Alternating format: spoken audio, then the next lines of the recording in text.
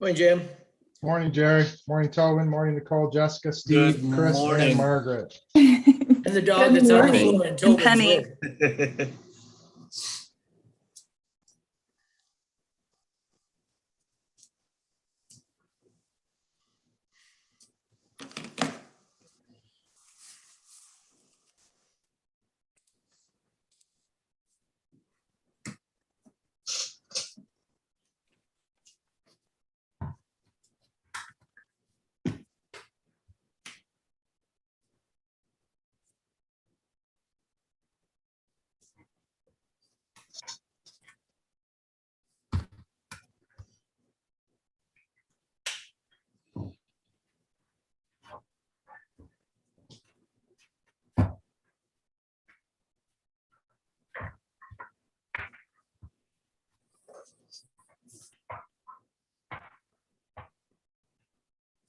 I've got 10 o'clock, so I guess we will call the meeting of the Finance Administration Committee to order.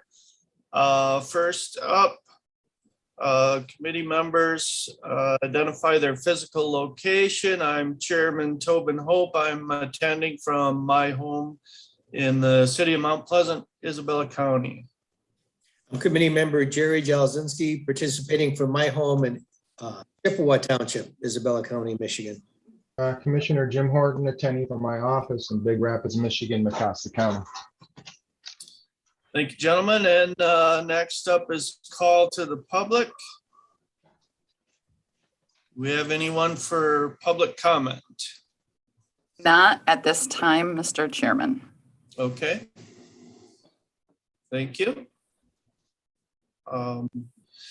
Then we'll move on to item number 4. Consider adopting a delinquent license fee waiver for any new dog owner seeking licensure within 30 days of ownership, regardless of the age of the animal.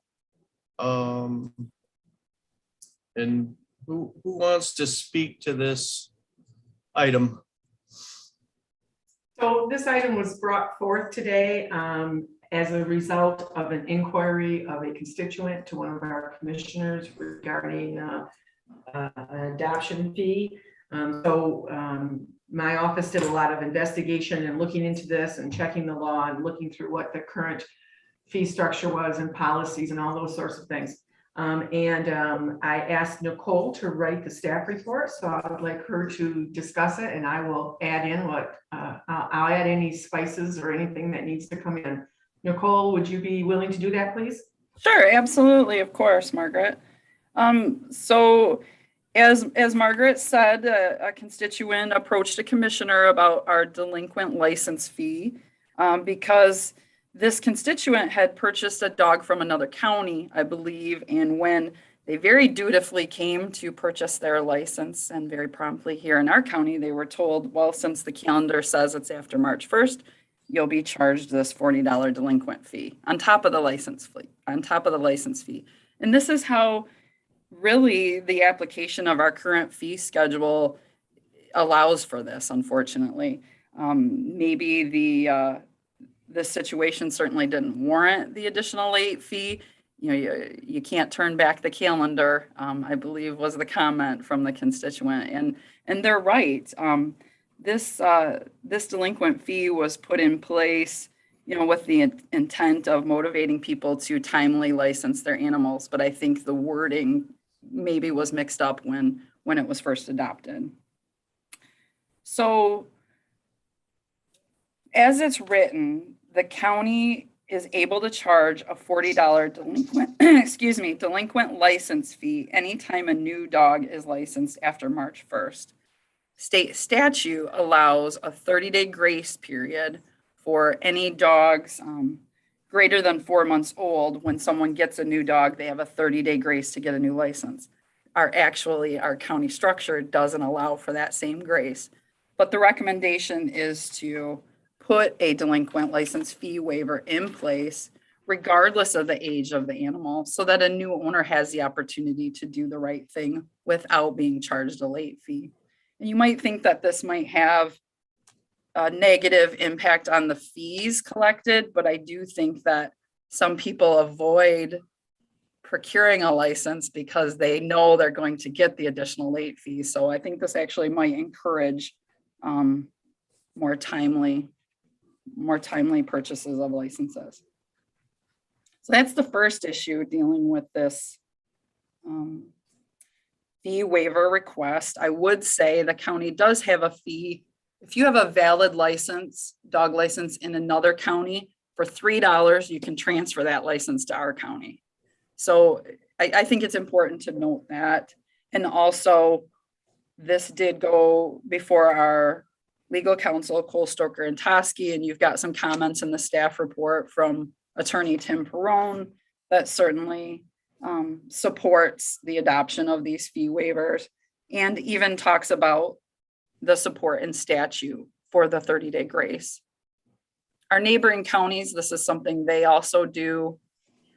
They have in place at least a 30-day minimum in Clare, Gratiot, and Midland and our surrounding counties for the licensure of a new dog. Okay, regardless of the age of the dog, we'll go. Yes. Yeah. See, this did not make sense to me. If you acquire a dog after March 1st, you're going to pay a delinquent fee.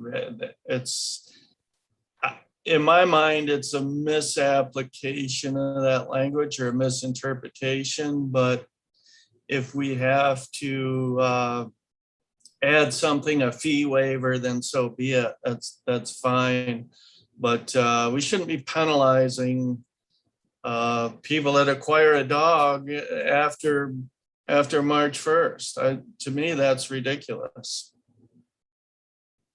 I think, Mr. Chairman, and I don't know this because certainly I wasn't here, you weren't here. I'm not sure that any of the commissioners were on the board then, but I think that as Nicole said, there must have been a reason for it, or people thought there was a reason for it. But in looking into, it's one of those things that a constituent comment to a commissioner kind of makes you, when you look at it and you start trying to prepare, information for that commissioner to respond back to them, which is what I do on a regular basis. And it's kind of like, why are we doing that? Well, I think we're doing that because that's what the policy currently says, but it's not, it's not carbon cement. That's what the policy has to say. Our neighbors' policies don't say that. Our attorney says that's not necessary. The other thing too, that the attorney made clear is that, the Board of Commissioners can change your fee schedule at any time. So you haven't got to wait till a specific time to do that. And the whole goal, the whole goal is to have animals adopted, right? And to have them find new homes that will take good care of them. And so we don't want to inadvertently punish people who help us reach that goal by saying to them, well, if you would have adopted that dog on February 27th, it would cost this, but now it's going to cost that. So I'm sure there was a purpose, but I think whatever that purpose was, we don't need to, we're not married to it. And this is the recommendation that, Administrator Controller's Office certainly recommends to move forward. I think it will help and it'll aid in encouraging the adoption of dogs, no matter what date it is. I wonder how many people fell under that scenario that paid a delinquent fee. I don't know. We don't know that right now, of course, but I think the right thing to do is add the waiver so that we're not penalizing those folks. Chairman Hull? Yeah, yes, sir. Yeah, I like to thank administration for working on this. I was the commissioner that was contacted by a constituent. Again, it just makes sense. And I don't know if it was a change in the statute or it just makes good public policy. I think it sets good public policy to encourage adoptions. Again, there is a 30-day. So if you come in on day 31, guess what? You're paying the delinquent fee. So it doesn't penalize, but it has enough of a stick there or a hammer, if you want to look at it that way, that if you don't pay, without discouraging adoption. And that's the overall goal, is you don't want to see, you want to see good public policy set. So I think this carries on. So that's all I've got on the matter. Okay. Appreciate it. Commissioner Jelesinski.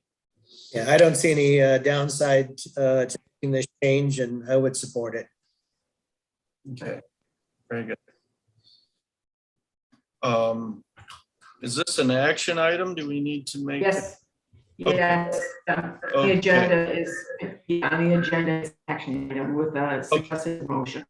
Chairman Okay. Holt, I'll make a Yes. motion to adopting a delinquent fee, a license fee waiver for any new dog seeking a licensure within 30 days of ownership, regardless of the age of the animal. I'll support that. And is there any further discussion on this? Hearing and seeing none, then all those in favor say aye. Aye. Aye. And we will move that item to next week's work session. And then, so moving on to item number 5, consider adopting an animal adoption fee waiver for animals adopted through Humane Animal Treatment Society, HATS special adoption events upon the review and approval of each waiver request by County Administrator Controller. And this, to me, this one makes sense too, if we can help HATS kind of get those animals adopted out when they have these events. I mean, what's the adoption fee? If you adopt an animal is only $15, dollars, yeah, so, the county. yeah. So what we've done in the past is HATS sometimes has done, geez, Margaret, can we do a Saturday adoption thing, here at HATS, and, we have too many cats, which is an ongoing problem. It's not currently an issue, but, we have X number of cats, and, I'm talking large numbers of cats. Can we do it? Well, yeah, you can do that.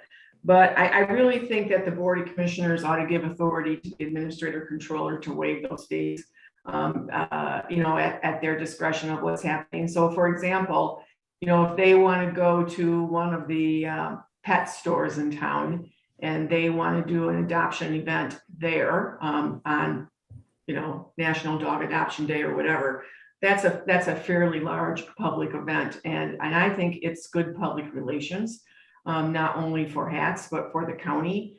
And again, the goal is to have these animals adopted. The longer they're in the shelter, and they're it's our financial responsibility and HATS financial responsibility when they're in the shelter. And if those dogs are determined, HATS has a very strict, specific procedure they go through about when dogs are ready to be adopted, and you can't just bring a stray in and have it be adopted the next day. They don't want that to happen because A, they don't want the dog brought back, and B, they want to make sure the dog's going to a reliable, responsible owner, and C, they want the owner to know the personality of that dog before they take them into their home. So I think these are great events. It's another great partnership of a public-private nonprofit partnership that the county has with this organization, and I would just like to formalize the fact that the Administrator Controller has the ability to waive those fees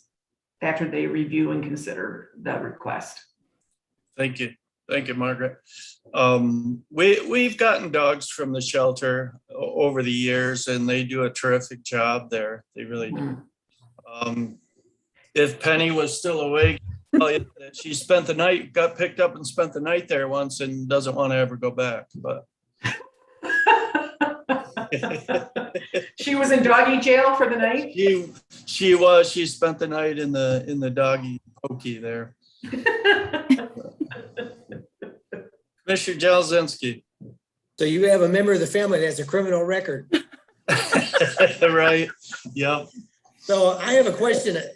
Under what circumstance would the Administrator Controller deny a request for a waived fee? I'm just wondering if that is even necessary. If you have a special event, shouldn't it be just that and not burden the office with reviewing and approving? Well, I think that would be up to the discretion of the board if you wanted to change it that way. The recommendation was just so that we stay connected with the partnership with HATS, so that our administrative staff is working with their administrative staff, and we know okay, you know, I don't want somebody to drive by. I can't think of a big pet store name that we have in town, but I know there's a number of them. So I don't want somebody to drive by a store and see a big sign that says, and I don't know what the sign would say, but you know, fee waiver, and then be called and say, well, geez, who authorized that? I think that, I can't think, Jerry, I'm sorry, Commissioner Jablonski, of something that I would personally go, no, but there could be something that came up that I would want to say to them, well, let's talk about that, you know, where is that going to be? And, you know, how's that going to go? I agree with you. I can't think of very many that we really wouldn't be approving, but I like the process just so we can stay connected and know what's going on. Okay. Thank you. Yeah, and I wouldn't really want to waive the fee entirely without hearing from the people and what that would do to the revenue and, Right, but for Yeah. special events, right. And I Yeah. would anticipate that might be, you know, all not real formal, but an email. That's kind of like from the director saying, you know, we're interested in doing a adoption day in, I'll make it up. I don't know, pick a town, in Shepherd. We're interested in doing in Shepherd at the farm store or whatever. And, you know, is that okay with you? Do you approve that? Yes, I do. I would want to be able to say, if Commissioner Jablonski called me up and said, Margaret, do you know they're doing a fee waiver for dogs at whatever? I would want to be able to say, yes, Commissioner, I do know we're in that loop. yeah. Yep, yeah, Commissioner Jablonski. Just another thought came up. We're talking about a waiver, so it sounds like 100% waiver. Could it be a partial or full waiver? Depending on the circumstances, depending on if these waivers are going to start impacting the revenues that we need to operate the facility? Well, I think that's part of why we don't want to give a blanket approval.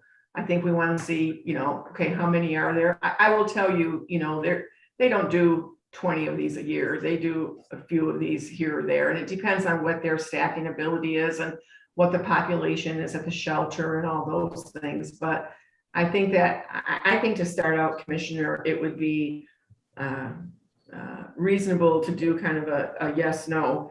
And then we'll keep track of, you know, any difference. We'll ask for a report afterwards. You know, please send us just a short paragraph about how many adoptions, and then we'll be able to keep track of what that cost is. And if it gets to be a situation that is seriously affecting revenues for us, then I would assume that we would come back to the board and go, maybe we want to do a 50% waiver or whatever. But I would like to try it out enough to have some experience to come back and be able to look at that and talk about that again. But in the end, it's up to the board, whatever you would like to do. Yeah, I would agree with that. And really, it's the HATS people that would request a waiver for a special event. It doesn't mean they would have to request that waiver if they figure out at some point that, you know, where these events are going very well, even with the fee, we'll just keep it for this one. You know, it's up to them whether they request the waiver or not. So I'd be in favor of keeping it that way. Chairman Hope, Yeah. maybe Mark, with the adoption fee, there's still a license fee attached to that too, correct? That Yes. is just a fee for adoption, correct? Right. Yeah. So, okay.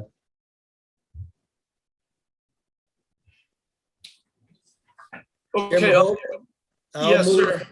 I'll move that we take this to the work session next week, Tuesday. I'll support that. Any further discussion? Anything else on that item? Yeah, Margaret. I just want to say, just in case, there is an attachment to the staff report, just so you know, adoption fees are $15 for dogs and $15 for cats. So it's not a very big fee. I think that it'll be interesting to see what the complete, you know, revenue shift that's going to cause. I think it'll cause a lot of goodwill. So thank you for your consideration. I appreciate it. Okay. Anything else? Moved and supported. All those in favor say aye. Aye. And that item moves on to the work session. And moving on to item number 6, the municipal employees retirement system defined benefit retirement cost of living adjustment discussion. And Margaret, did you want to walk us through this one? I will start to walk us through it, and then I'm going Okay. to again ask Nicole to do some of the walking through. So I'm sure that you are familiar, I know that you're familiar with that. We were approached by 3 of our former employees of the county who are now, who happen to all be elected officials. That's immaterial, but they do. And who happen now to be retirees about the consideration of a cost of living adjustment for defined benefits. And, you know, that request originally came in the spring, and I will tell you that the gathering of the information, the assessing the information, the trying to put the information in a format that was easily studied and considered has taken considerable time. And you know, if I had somebody in my office who could have just had 100% of their time dedicated to doing that, it would have happened a lot sooner. But the report that we requested, I had Nicole request from MERS a report from them that would list every single division and every single person in that division, whether they are currently employed, whether they are not employed but not drawing, or if they are quote unquote retired and drawing. I wanted to know all of the information. I wanted to know it by person and by group and what division they were in. And the report we got back was like, I don't know, hundreds of rows of information on a spreadsheet that didn't categorize it any particular way. So we have 6 defined benefit programs, and they are not all identical of what the benefit is. So each division or plan, you know, they're not all the same. Some of those are for non-represented employees. Some of them are for represented employees, and through their collective bargaining units, they had negotiated and had approved different benefits than other plans. And it was a lot. It was yeoman lifting, and most of the lifting on it was done by Nicole.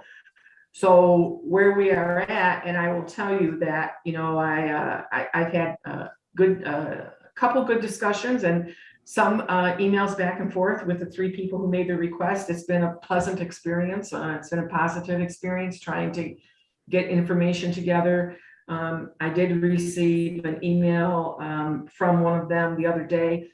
I had sent an email out to them, I think it was Sunday evening, that said, I want you to know that we are going to be making a presentation to the board Tuesday at the Finance Committee. If you're interested, you know, the agenda is online, the information on how to come into the meeting, if you'd like to observe it, or if you'd like to do public comment, this is how you do it. Because I wanted to be transparent to them to make sure they knew it was going to be discussed. It is a discussion item today.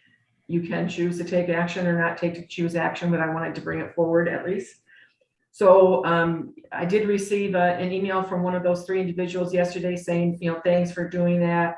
I'm assuming that when you gather the information, one of the things you asked is what's the COLA increase experience across the state? Actually, I hadn't asked that question.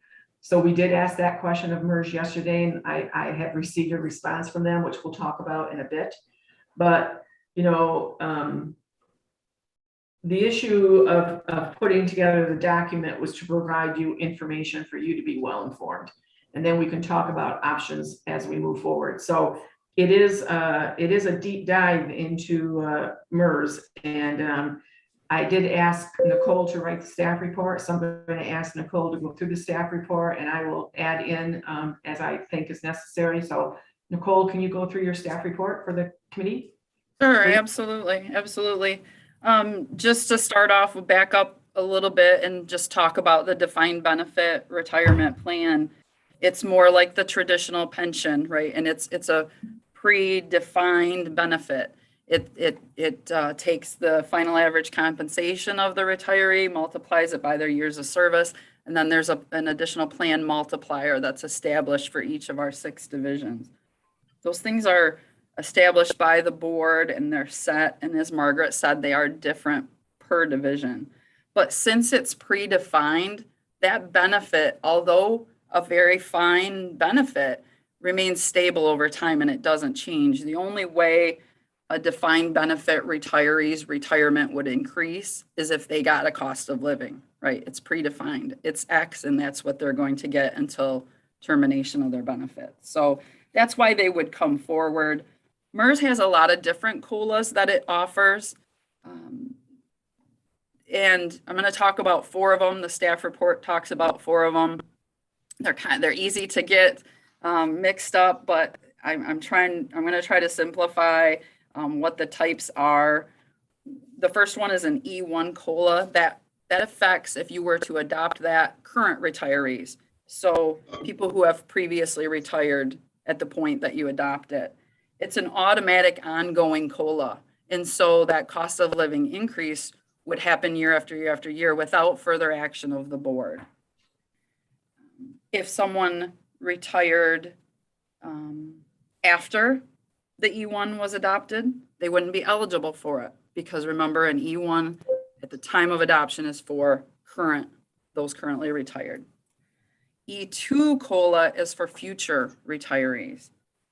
It's also an automatic ongoing cost of living adjustment that does not require further action of the board. So once that's in place, it keeps going. Conversely, any employee retiring prior to the adoption date wouldn't be eligible for the E-COLA unless the board were to adopt it again because it's for future retirees. The other 2 left are a traditional and a flexible E-COLA. Traditional and flexible are both one time. The board adopts it and it's for those participants that are retired, or the board can say, we want it to cover these years. In a flexible COLA, you could name the percent of cost of living increase and you could say, here's the years we want it to apply to. That's why it's flexible, but it's not ongoing. It has those defined parameters around it at the time of adoption. And it would require coming back to the board to further that.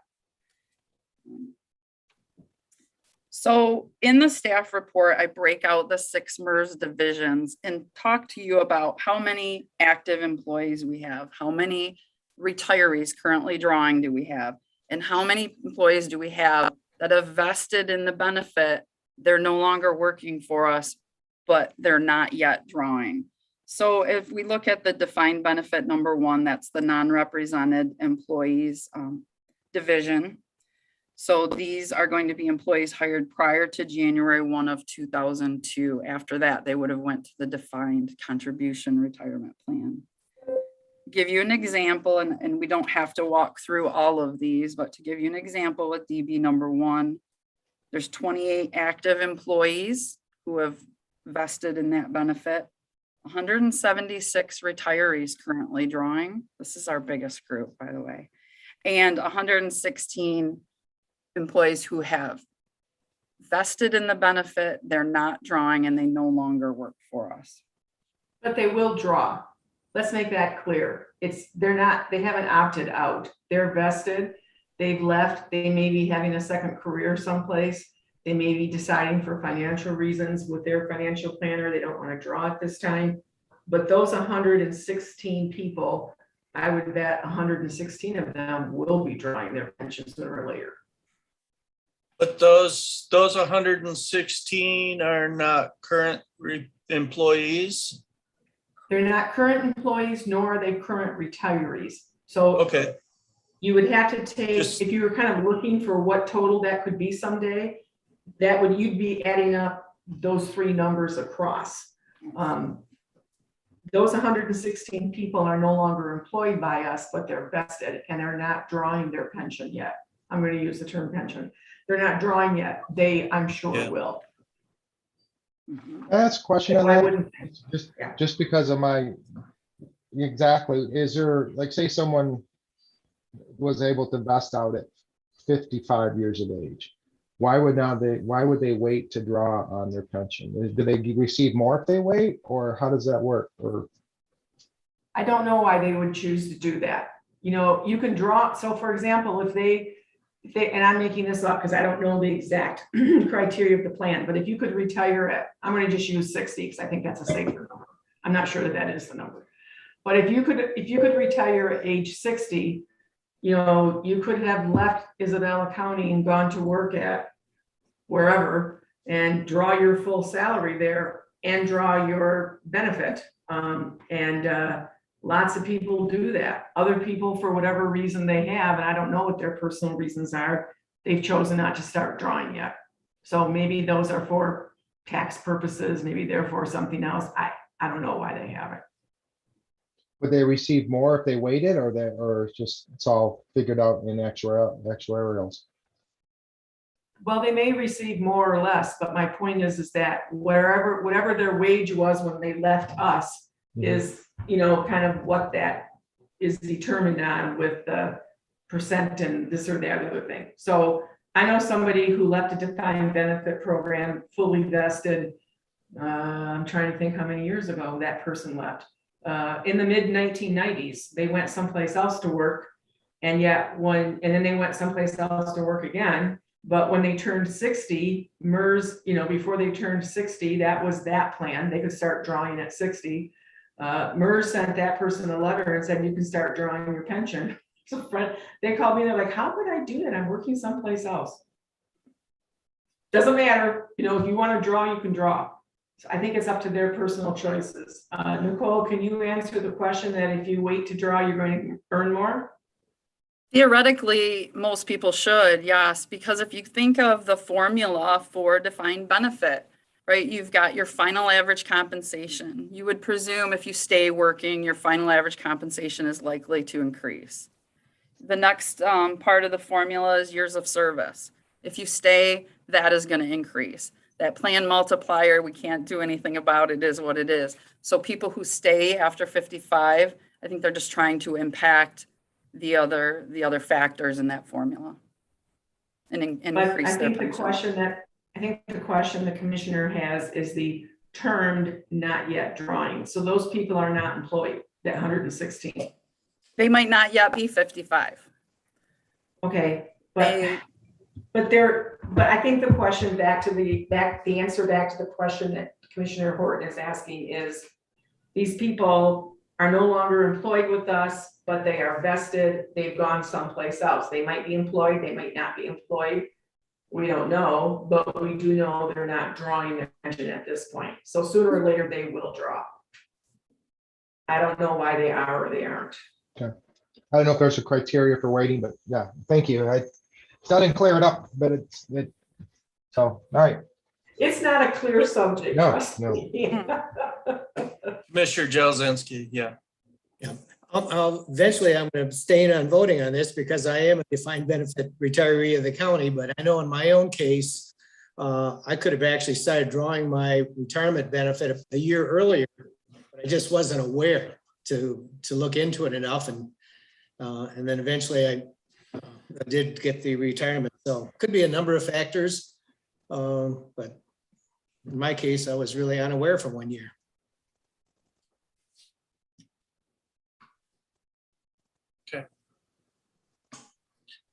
Go ahead, Nicole. So Nicole, this first group here got a flexible E, which is a one-time in 2009 and nothing since then.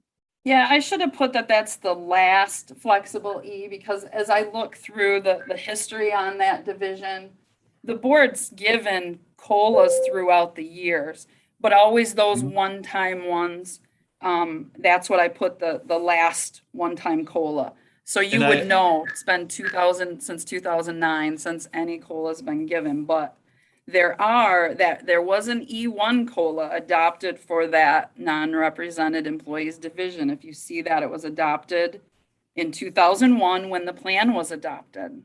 right? Or when, I'm sorry, I should say when the defined contribution plan was adopted, this division would have been closed to new hires. So at the time they said past retirees, which you can see affects 45 people. So from over 300 people that are going to be drawing in this group, 45 of them will get that automatic COLA because they were retired at the time of the 2001 adoption of that E1 COLA. And those folks have been getting it since. Yes. Okay, yeah, okay. So am I reading this correctly then, assuming that the flexible E 3% COLA adopted 1/1/2009 stopped that, the 45 was locked in, and anybody that came after that, they got a 3% one time for current retirees, and since then they've not received anything? Is that? Correct, yes, just the E1, those 45 E1 folks are the only ones who in that division who have been getting an increase every year. Yes, in 2009, that would have just been a one-time for anyone else who retired after 2001. So I could walk through these other ones. The board in the past has adopted an E1 for all of the divisions. Except for command. At the time that command came into play, they actually had adopted an E2 COLA. So that is, command is your only division that has an automatic increase for future retirees. Of course, affecting everyone in that division. Your deputies division also has an E2 for future retirees, affecting 23 out of 32. So they're all kind of different. They're all kind of different. I do, and we can, you can look at the data. You can, ask me, ask Margaret if you want, more detail on the data, but it's all there for you to absorb. Just as the number of employees in DB retirement plans are dwindling, I think so does the number of those with enhanced defined benefits with this COLA. I think over time that number dwindles, but I think it's important to mention that MERS does have a funding requirement for when these benefits might be adopted by the board. In order to adopt an E1 or an E2 cost of living adjustment, those ongoing automatic ones, we must be at a minimum of 80% funded for our MERS defined benefit divisions. Adopting a one-time COLA, that funding requirement is not required. Currently, we are at 72% funded as of the current December 31st, 2020 valuation from MERS. It's important to know in either case, though, whatever COLA would be adopted, if one were to be, the county would have to pay the full increase of the cost of that benefit upfront, so as to not impact our funding percent. We can't lower our percent funding by enhancing benefits. So we would have to really boost our percent funding to do one of those ongoing. Yes, sir. Yeah. increases. So another thing too, and it talks further in the staff report, is that, before the Board of Commissioners, I think, should consider anything, I think what you need to consider today is, do you want to do anything? I mean, if you want to do anything, we need to have the supplemental actuarial done on all of this. And, the cost to do that is, I believe it's $400 for the first one and $150 for every other in the units. That's not a prohibitive cost, but we would need to know what the cost of doing any of this would be before I think you would want to consider making any decision. I will tell you that we did contact MERS, and we did ask them, across the state, what percentage of your divisions have received any kind of an increase. And the email that came back from our benefit plan coordinator that we work with says, in her email, the COLA adoption has not been very popular in the last 10 years because it is a very expensive benefit. And then she did list that, I believe, I counted them up, but it was late last night, so don't hold me to this figure. It's over 1,000 plans, and divisions. I think it's 1,082. And Nicole, I believe that there was, they did a percent of their divisions for the COLA for existing retirees. So those who are retired currently, if you were going to take any action, a 2.5% non-compounded COLA for one time. I believe this is, I'm sorry, yeah, I believe so. For your existing retirees, they have across their plans, 10.32% of the plans have that worked in. And for a COLA for future retirees at 2.5%, they have about 25% of their plans have that worked in. And I'm guessing from this email that it hasn't been a popular decision for funding units for the last 10 years because of the cost. I'm assuming that those percentages probably happened before recent times, I would guess. So Nicole, is there anything else that you want to add? No, other than, to understand the total impact or cost of this, the board would have to reach out to MERS to perform that supplemental valuation. So we've got 6 of these divisions. The first one costs 400. The additional ones cost 150. So we're talking about 1150. Yeah. 1150. My math is right to do it, which. That's to have the study done. Right. So you'll notice in the staff report under recommendations that I did have, I did write up that first paragraph that if the board wants to pursue any of the options in regards to COLA for MERS divisions, then the following motion should be considered. I could have said could be considered once the type and duration and decide benefit is determined. I think that because the initial fee of $1,150 certainly isn't a large amount, but because of the ramifications of just doing the study or asking for the study, we're going to start hearing from other groups, then I would think. So I just wanted to make sure that I didn't make the decision of, oh yeah, let's get that study done. Certainly for $1,150, I had the authority to do that. I didn't think that was in the best interest of the county for me to make that decision, one way or the other. So I wanted to bring it to this committee, and then I would recommend that if there's any action from this committee today, and there doesn't have to be, but if there's any, well, let's get the study done or whatever, that would again need to go to the full board. So I just wanted that to be a decision by the Board of Commissioners. Yeah, I appreciate it, Margaret.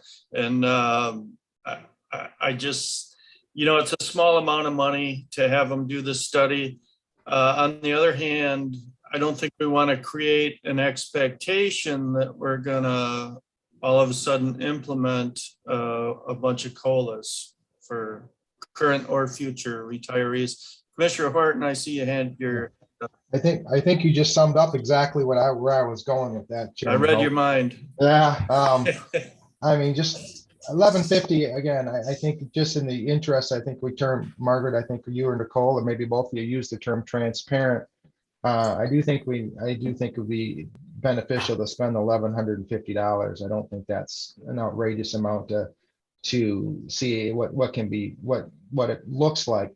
I haven't looked at what our unfunded balance is right now. Let's say it's 13 million. Does that sound right in our overall defined benefit program? I think our unfunded amount rate is probably right around 13 million. So I don't know what our total funded amount is, but if you look at that, just doing a 2.5% on that number is staggering.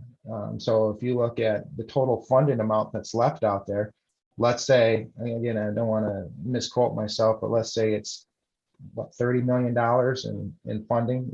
We'll throw a number out there. 2.5% of that is quite a large number that the county would have to chime in and give as a one-time shot. And certainly if you did that ongoing every year, you can see where that would quickly be frowned upon. That's why most counties probably are not doing that if you carried that on. So, and given the times of, as we'll get to in our next topic, I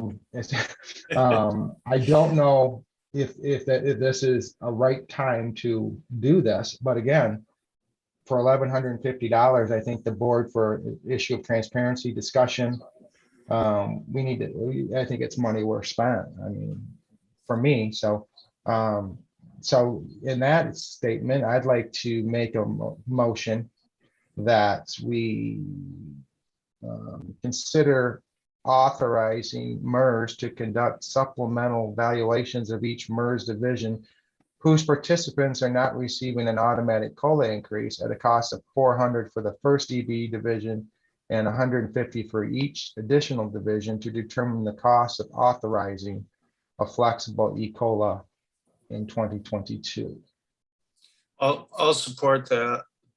And for discussion, I'll just add that from the inquiry that Administrator Controller McAvoy made, it sounds like most employers feel like when you retire under MERS that they've met their obligation. Not saying that's what we should do or not do, but it sounds like in most instances, people under MERS, when they retire, their employer says, there you go, we've met our obligation, and your payment stays the same. And I see Nicole nodding her head yes. Yeah, Yes. that's accurate. Okay.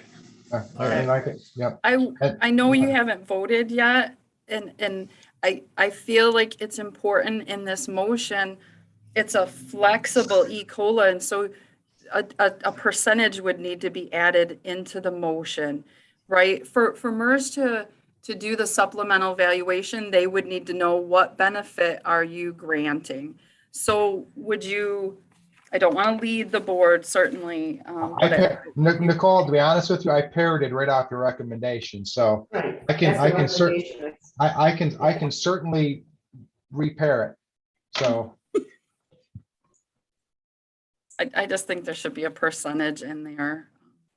I think I thought the point was that we were going to do a study on all six. And then the study would include both options. No?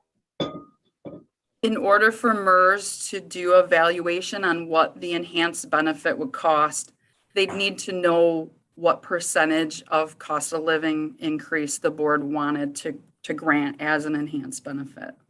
we talked throughout this study, then I'm seeing a lot of 2.5s. I guess if you use that number, 2.5%, then it would give you a number. And then you could sit there and go, oh, Nelly, or you can go, so I would then change mine to whatever reflected determine the cost of authorizing a flexible e-COLA 2.5% in 2022. Does that sound like some wording we want? Yeah, and I'll support the amended motion. And before we vote, Margaret, sounded like you wanted to chime in on. No, I was just saying that I would recommend the 2.51 also. No. Okay. Okay, that sounds good. Mr. Jazinski, do you have anything? I would request that we do this on a roll call vote. Okay, Commissioner Jalazinski, Abstain because I'm a defined benefit member currently of the county. Commissioner Pope, yes. Commissioner Horton. Yes. Okay, so that motion passes and that'll move on to the work session. And Jessica, thanks for that roll call.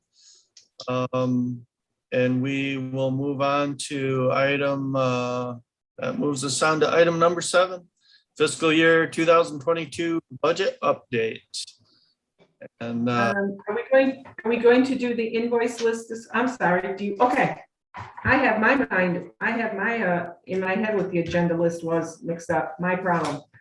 no problem. So let me just put my little packet here away so I don't get it confused with everything else that I have out. So commissioners, I think that I want to move forward here and talk about the budget, kind of the process that I put in my head together here of how to kind of do this today was to start with the 2022 request and recommended reconciliation that looks like this. And we can put that on the screen. If anybody wants us to put it on the screen share, would you like us? I guess we are. Thank you, Nicole.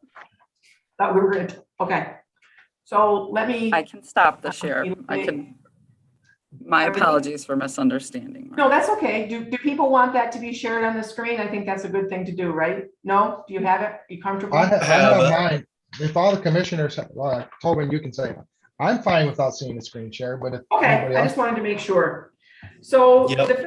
the first is kind of what we call the 25 or the 35,000 foot level look. So this is, going through the format that we have in the other reports. And as you know, on the 13th of July, we were looking at a $2.6 million shortfall. We made some adjustments to that. On August 10th, we were looking at 2.3 million. This is the final report. We're going to talk about our resources here in a variety of ways. But what I want you to know is that, yes, we're looking at using some of the American Rescue Plan from the lost revenue funds and some from the direct American Rescue Plans. The fact of the matter is one of the big purposes of why those funds are there. And I'm sorry, but I've got about 14 different levels of documents, so you're going to see me document and things. But I want you to keep in mind that one of the reasons that the counties were included was the realization by the federal government that the COVID situation had a very negative impact on the financial health of most municipalities. So when you look at, townships had the right and the ability, and hopefully all did across the country, to apply for the funds. The cities did, tribes did, states did, counties did.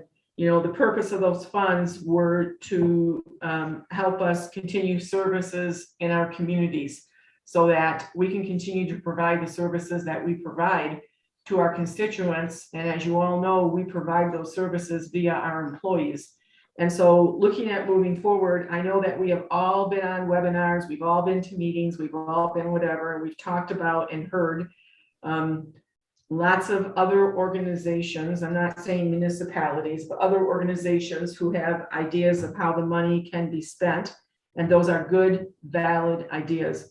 But we're looking at a situation that has to do with the fact that in our lost revenues, that calculation was done. Our CPA has done that for a number of other municipalities, including ours. And I've talked to some of the municipalities in our own community. And I asked one of them, when you do your lost revenue calculation and whatever that calculation is, are you going to expect to make a recommendation to your board that those are the lost revenues of the county and therefore those are accessible? And that person was absolutely, that's the whole purpose. And so when we're going through this, I would like to get through all this. We can talk as we go through it. But I want you to know that when we're looking at adjustments, and I have lots of documents here to share with you and my notes and emails and forms of things that we've gotten requests from of our employees and our department heads and our elected officials, and we will go through this. Of course, on Tuesday will be the really deep dive, but I want the finance committee to kind of not be surprised on Tuesday. So we're looking at the lost revenue that we have. One of the situations that we have is the public safety payroll. The public safety payroll, we did that originally this past, I'm going to say spring, might be in the early summer, for a time period of March through part of May for payroll. That same study can be done over and over and over and over and over.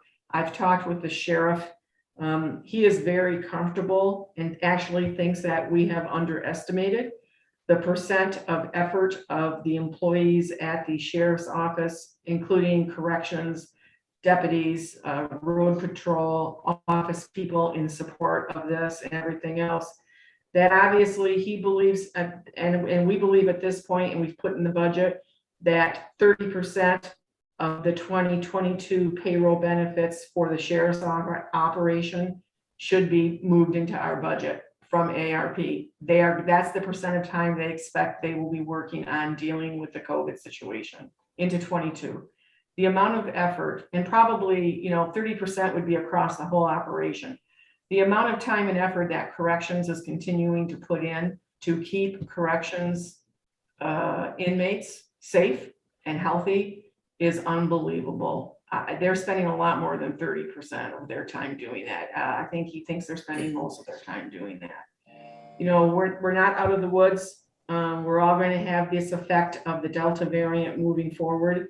And so we are looking at, we would move in, and I will talk to you about, what portion of the funds that would come from, but that would come from the lost revenues, obviously. We're also looking at lost revenues to talk about various capital requests, and I'll go through those with you in depth in a minute. We're looking at utilizing some of the direct ARP revenues for various capital and some personnel requests. And then Steve Kranovich is going to go through spreadsheet and explanation of transferring in delinquent tax revolving fund. $800,000. I don't want to speak for him, but that also seems to be a pretty conservative amount of what would be allowable, but we'll get into the deep dives. Adjustments to expenditures. I will tell you this budget has a 2.5% wage increase worked into it. We're going to look at what the options are with wage increase, looking at different percentages. That's the top figure that I have in my chart that I'll share with you as we move forward here. I do think that, again, a lot of time, energy, and money has been spent on the classification to make sure we have people in the right classification. If we do not give a reasonable cost of living, we are soon going to have the same issues we had before we had that started. I don't know necessarily in our community what the other municipalities are looking at giving, but I'd like to start at 2.5% and we can go from there. I will tell you, I did receive an email, I will use the word suggestion, from one of the business agents of one of the collective bargaining associations. So a business agent isn't our local members. It's someone who works for the organization that asked for a 3% increase. And in that email, they commented on what the county had received or will receive totally from ARP. So I think that just so that as we move forward, we need to all understand that, just so you know that, I'll just leave that hanging there. One of the things we're going to talk about is the county building roof. Moving forward, I will tell you the roof is the original roof. It is in bad shape. It's been in bad shape for a number of years. It is now in critical shape. Every time it rains almost, we have leaks into the building. And now the leaks are coming from the 3rd floor and going down to the 2nd floor. We have a office suite on the 3rd floor that hasn't been used since March of last year by a federal organization that rents that space from us. Facilities was going in there occasionally, checking to make sure everything was okay. We had a leak, I don't know how long ago now, maybe 6 weeks ago after a heavy rain, that ended up leaking into the clerk's office and causing some damage as far as ceiling tiles and those sorts of things. But, it happened over the weekend and the rain came down right next to an expensive piece of equipment. So of course, facilities went up there, they patched that, they're up there patching all the time. They went up and patched it, thought they had everything taken care of. The next heavy rain that came down, same thing happened in the register of deeds. We have vital records in that building. Those elected officials in the county are responsible for those vital records. That has to be, there's no doubt that roof has to be replaced. That $250,000 figure We have not released anything for bids. I don't really want to do that until the budget is approved. If we don't, if the $250,000 isn't what we need, great. If we need more, we'll have to come back. The best estimate we have right now is that amount. I do have our facilities director. I've asked him to reach out to the CMU facilities director. I believe it's Jonathan Webb, who I've met and worked with. I've asked him to reach out to the facilities director of the city, the public schools, and I can't remember where else, but I asked him to reach out to those facility directors, introduce himself, get to meet them, form a relationship with them. You know, I think that's leadership's all about relationships, and we have other folks in our community who have experience dealing with this. Heaven knows Jonathan Webb does. He came from being facilities director at, I believe, entire bases in the military, and was a great asset to us after the flood. So I know that Steve already reached out to him. Jonathan was like, oh, let me send you the names of some people and I'll get your engineers to call you, and we're all on the same team. So that was a great thing, but it's going to be an expensive fix. The HVAC system in our building needs to be replaced. It is a airflow nightmare. If you've been in the building, you know how hard it is to either you warm in the winter or cool in the summer. That's an inconvenience. But the fact that the air exchange is poor, it's not good, it hasn't been updated, that is an issue not only with COVID, but with anything else moving forward. And we need to improve the air conditioning or the air exchange. And that is something that can be a direct cost from ARP. So capital requests, we'll get into this later again, deep dish dive. We do have a request for a pickup truck from facilities. That pickup truck is 25 years old. It has problems. It has major problems. I don't want to put any money into a 25-year-old truck that's held together with chewing gum and bobby pins, which most people, maybe the younger people on this call, don't know what those are, but don't want that to happen. The Register of Deeds, you know, microfilm scanner was approved in the 2021 budget. Due to COVID, they were not able to get that ordered and get that delivered. We're going to move that request forward on Tuesday to you. The sheriff has some patrol vehicles. Remember that in the last 8 years, we have developed a rotation system for vehicles at the sheriff's office so that they stay safe for our employees. They're rotating those between 75,000 and 100,000 miles. I know previously we had vehicles, patrol vehicles that had 200,000 miles on them. It's not safe. It's not good. Those people are going fast, trying to get to the bad guys and trying to get to the good guys to provide them help and aid. And so that rotation is something that the sheriff and I certainly agree on. Any monies for those would be transferred in from commissary. That's a usual and customary thing that we do. Again, looking at different groups of funds, that our budget should not just be based on what we receive in property taxes and fees, whatever, to the general fund. The general fund supports all these other parts of our system. Capital request phone system, you're going to see this in a bit. That's a phone system to replace the phone system at the courts and the county building. I'm not being facetious. I will tell you, if I have to call somebody with a number 2 in their phone number, I tend not to use my phone. I tend to use my cell phone because my number 2 does not always work on my phone. And sometimes it works too much and sticks and puts about 3 2s in it. That's not important. That's an inconvenience. But the phone system is very old. I think we've replaced most of the phone systems at our other facilities. You know, the courts and our building, we don't know who's calling. The name doesn't come up on the screen. The number doesn't come up on the screen. There's no way of tracing those calls, etc. It's a very, very old and way outdated. Looking at a capital request for an email exchange, we'll talk about that. Our email exchange system that we have really goes back to when email first started. And it has to be loaded on every single computer individually. We have 300 computers. If something's wrong, IT has to go to each site to try to figure it out. Since I've been here, I have been shocked and disappointed, and really kudos to Michelle and Chris Vasquez in that department. They do everything they can. But the world has changed. So I have a cell phone, a desktop, and a laptop in my possession for county business. I interface with Nicole a lot on schedules. Jessica tries to do a lot of things with my schedule. So somebody calls and wants an appointment, she can take care of it right then, look at my schedule and figure that out. She can do that when the system works, which is not all that often because it doesn't synchronize. So it's not just me, it's everybody who works like that. So that's most of our department heads and many of our employees. So if I'm supposed to be someplace at 2 o'clock today and Jessica made that appointment for me, she now has to send me an email or call me to say, by the way, Margaret, you have an appointment at 2 o'clock, because it won't show up on any of my devices reliably. That's not good.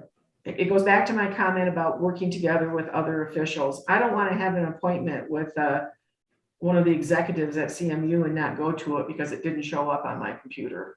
It's just not good business.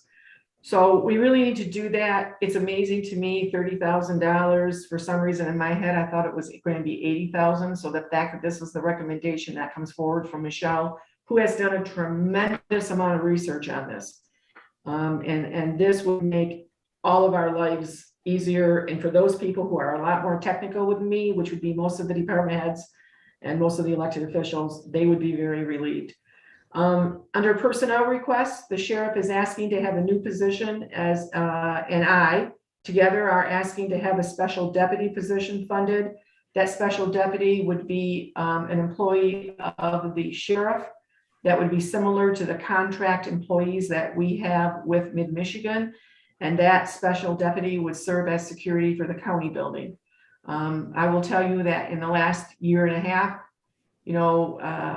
certainly since last July, I think, so not quite year and a half, a little over a year, we have had provided to us a court officer from the courts that came to us originally to help take the burden off employees, which we'll get to later, of that building, of doing the screening of visitors coming into the building.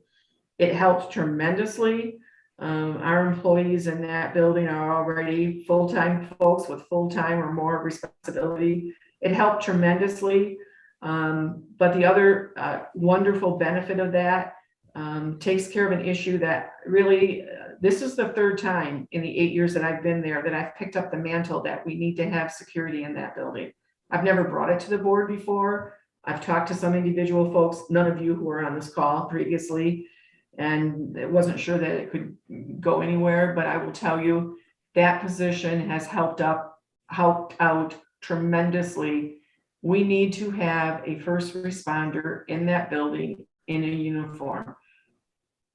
I will tell you, I was shocked when I came for my first interview for the administrator controller, and it was to attend an open house type thing. And I walked into that building at 4:30 into an open building, nobody there. Nobody seeing who came in, nobody there to help.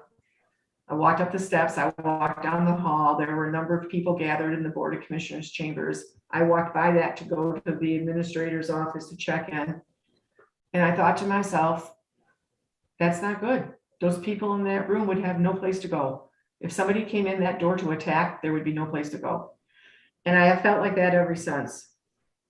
The employees in that building, there's a lot of things that happen in that building because of what offices are housed in that building. People aren't always happy who come to the prosecutor's office. People aren't always happy who come to my office because my office is where people tell them to go complain. So they're not happy, and I'm happy to deal with them, but you never know. You've got people who have tax questions. You have people who have, did so-and-so register that deed? I didn't know they were going to. It's something that's needed to do, and we'll talk about that down the road. But we're looking at a special deputy, and they would be paid the same as the folks who work at Mid-Michigan. It's a different division. They wouldn't be part of the collective bargaining group. They wouldn't. They would have they'd have all the powers of a deputy, and they would work for the sheriff and be housed in that building. The sheriff is also asking for a new position, for a lieutenant position.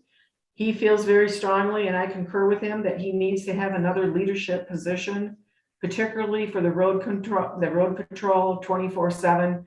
Right now, the undersheriff is supervising all of that division. He's supervising the detectives the detective sergeants and road patrol. And the undersheriff really, in most counties that I'm familiar with, is running the administrative operations of the sheriff's office. So moving forward, the sheriff, as he always does, rarely asks for anything. He doesn't have a solution for it. And so he is asking to have this position approved, but he is going to eliminate the remaining part-time corrections officer position and also eliminate one of the deputies, which is a special deputy on special assignment. And when he does both of those things, he pretty much breaks even on what he's requesting. And I always appreciate that he does that. The prosecuting attorney has asked for a senior assistant prosecuting attorney. Basically, this is a very direct tie to COVID. The courts are extremely behind. And because the courts are extremely behind, the prosecutor's office is extremely behind. He is asking to have this position approved. It is one of the positions that we're recommending. If you go through the interim final rule for ARP and you read other things, it's very clear. Even the NACO publication talks about the fact that courts, prosecutors, etc., funding those types of personnel positions are an allowable cost. So we're looking at doing that. Underneath that, you'll see the elimination of the deputy position is worth about $94,000, and the elimination of the part-time corrections officer. So you can kind of see where we are with those. So with that oversight, I can kind of go into, if you'd like me to, the next document that you have, which is 7 pages, that looks like this. I am not going to spend, Noel's going to pull it up. I'm not going to spend a lot of time going through every single thing on the first few pages because it's just looking at, in a deeper discussion, what we just talked about. I would ask that you go to the personnel request sheet. And Nicole, if you could bring that up, that would be helpful. And I want to get a file here real quick.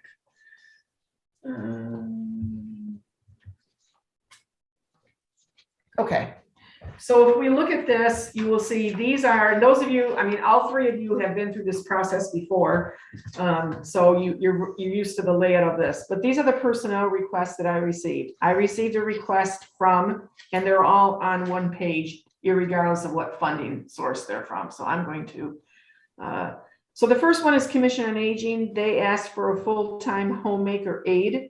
Actually, it would be combining 2 part-times into 1 full-time. It really comes down to a scheduling issue and making sure that you have somebody there that you can depend on. There is an incremental cost to that. That cost would be covered through Commission on Aging. For those of you who have ever had and been the adult child of an aged parent who needed these types of services, I will tell you, I always say this, and this comes directly from my heart. And when I speak at Commission on Aging at their large banquets, they have to thank all their volunteers and their staff or whatever. I always tell them that every family goes through this situation sooner or later. I will tell you, when my family went through the situation with a parent who, you know, became somewhat of a semi-invalid, a person who was very healthy, very robust, very active, very whatever, got very, very sick very, very quickly. And it just took a long time. In the end, it was a long goodbye. But we didn't have these types of services. And I will be honest with you, when I talked to the homemaker aides and I talked to the respite volunteers, I know personally the difference that type of a service from an organization like Commission on Aging, which is so cautious about anybody they send into somebody's home, the difference that would have made. So this is what Jen is asking for. I am recommending it. There is an incremental cost to combine the 2 because you're going to have benefits and those things that part-time people don't have. But that would be paid for by the Commission on Aging. The next 2 positions are a request from the Drain Commissioner to have 2 of the positions in his office reclassified.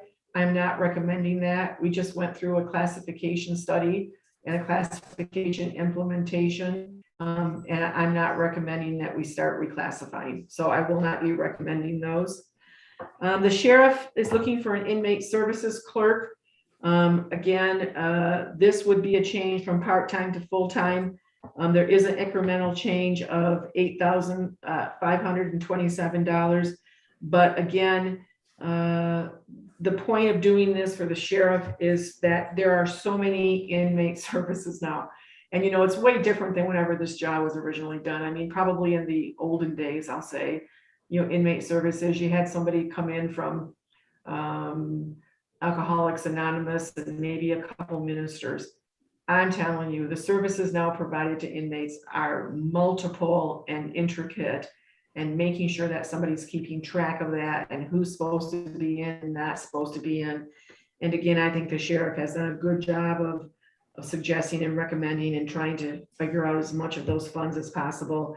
That would not change the classification. The part-time person is classified the same place. It's just making it a full-time. I am going to recommend that on Tuesday. The special deputy, again, I am going to recommend that on Tuesday. We can go through, you know, I can share with you the recommendation of why we need that. I kind of went over it briefly earlier, but the sheriff and I put together the, because you know, everybody has to fill out the form, including the sheriff and I. So I think I would like to just take a minute, because I think this is so important to our employees in that building, that I just want to, I'm going to read this to you. The Isabella County Building houses the offices of prosecutor, federal veterans vocational rehab, MSU extension, administrator, controller, register of deeds, county clerk, treasurer, Department of Corrections, probation and parole. Now, they haven't been in the building for about a year, and I don't know when they're coming back, but I can guarantee you, I think that some of them will come back. I would think that many of them will stay remote, but some of them will come back. And when they are there, there are some serious concerns about security in that building because of the clientele. Information technology, drains, community development, veterans affairs, and park and recreation. When staffed fully on site, there are over 75 people working in that building.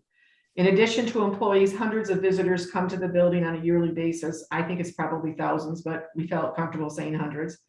Over the past year, we have transitioned the building to a single point of entry through the west lobby, and a court officer has been assigned to the single point of entry, or when not available, a member of my staff has been stationed in the lobby. So when the court officer can't be there, my staff goes down there. If I'm on duty, if I'm there, if I'm on site, I go down. If not, my staff goes down. They're sitting down there. They're doing what this person's going to do. They're not trained for any emergency situation. None of us are. I mean, CPR training, yes, but I mean, other types of emergencies, I'm concerned about having non-law enforcement folks doing that, but I need to keep the building open. So now that the screening is no longer required, this position has transitioned to a security function and a welcoming presence at the entrance.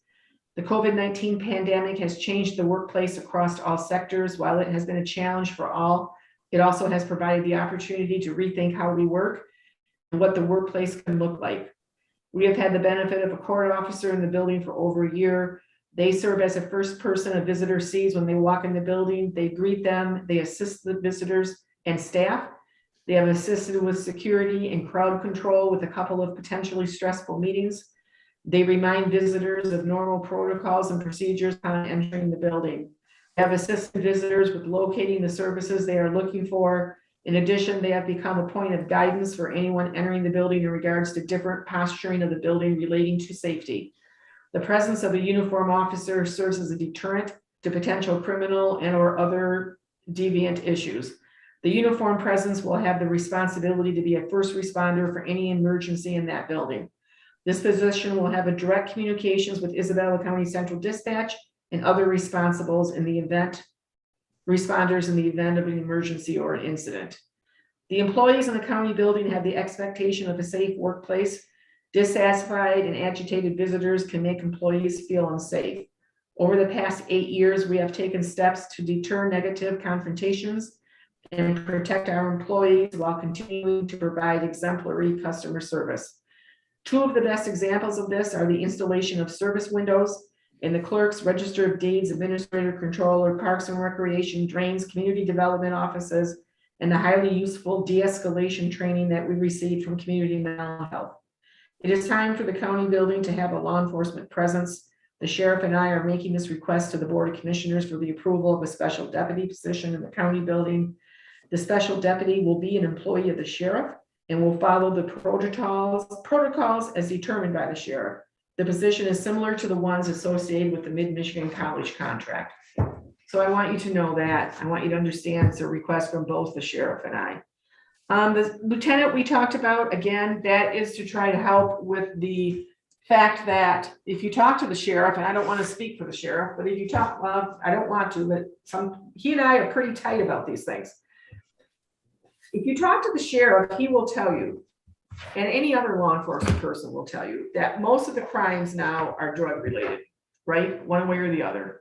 Almost everybody who comes into our corrections facility is somehow their crime is related to drugs, whether it's breaking and entering, whether it's drugs themselves, possession, whether it's violent encounters.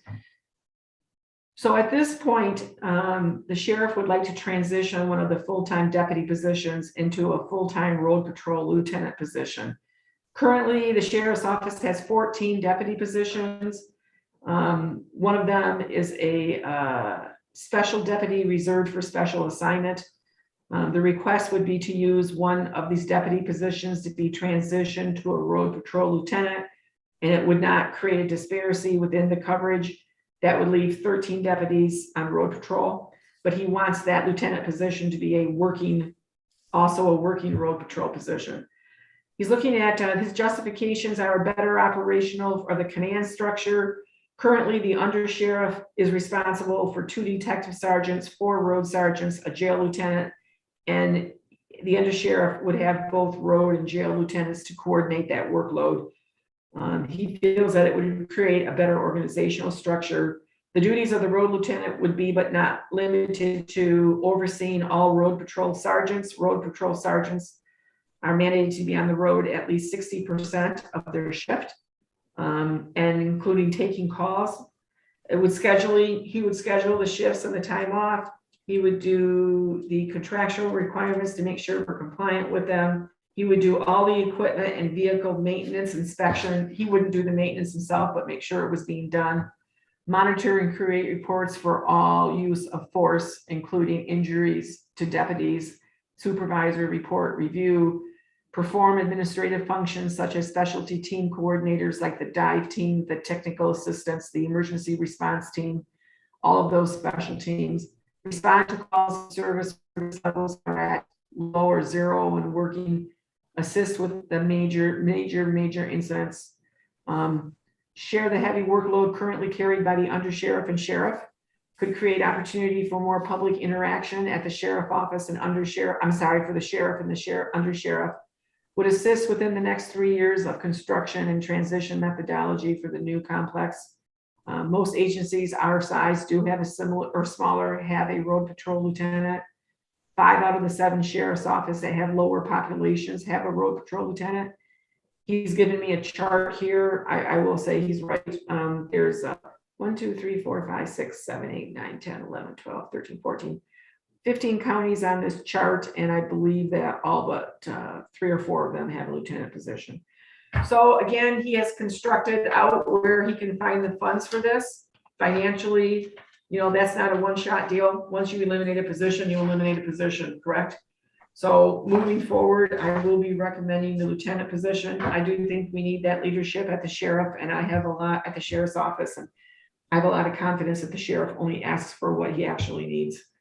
And then the last one on the page is the prosecuting attorney. The prosecuting attorney is asking for a senior assistant prosecuting attorney that would be funded from the ARP direct revenues. That is something that is allowable to be funded in the interim rule and in the information directly from the act that talk about, trying to find it here. Of course, I can't find it when I'm looking at it. But it's very clear that if, you know, because of the backlog of the courts, that all those serving the courts, including prosecuting attorneys, and I suppose we could also say including public defender attorneys if we needed to, those can be a direct cost. Does anybody have any question on personnel, and am I going too fast? Am I boring you? Are you bored?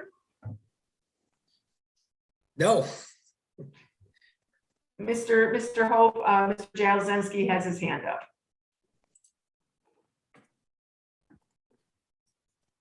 Oh, hello? Hey, I was muted.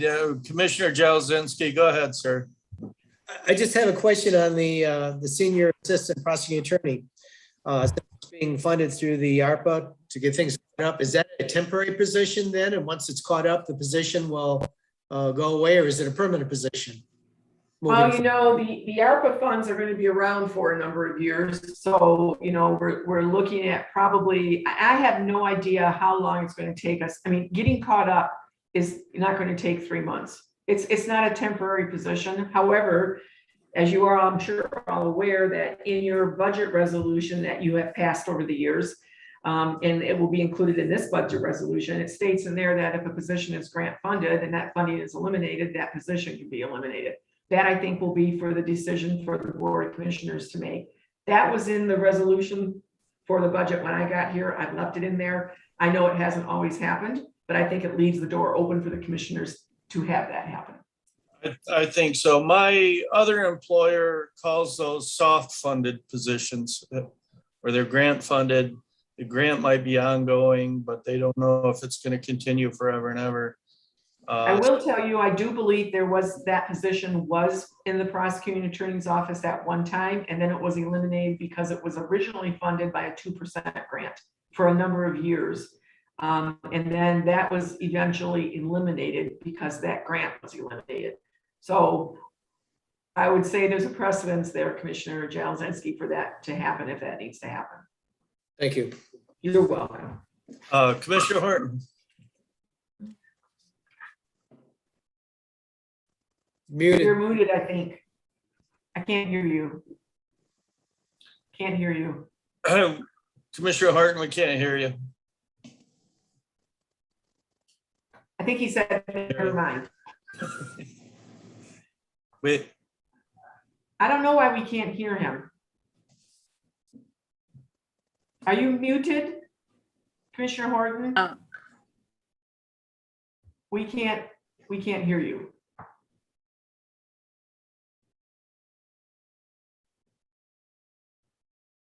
Oh, we lost him. no, we lost him. We lost him. Hurt his feelings. That's not good. No. I had a question about the special deputy Yes, sir. at 41.6. Is that figured on a 40-hour a week It is figured on a 40-hour week because the position? And deputy, then, okay, and then I wonder then, because the building's open, or it used to be pre-COVID, it was open for things at night and other meetings and stuff, and certainly longer than hours a day. so that's a whole other worry of mine that literally does keep me up at night. We can talk about that maybe at a different time, but this would be to fund the bill. So here's the issue we currently have. When the court officers are there, and God bless Judge James, because I give him, I can't help but be happy and thrilled that we have such a great relationship, that this is working.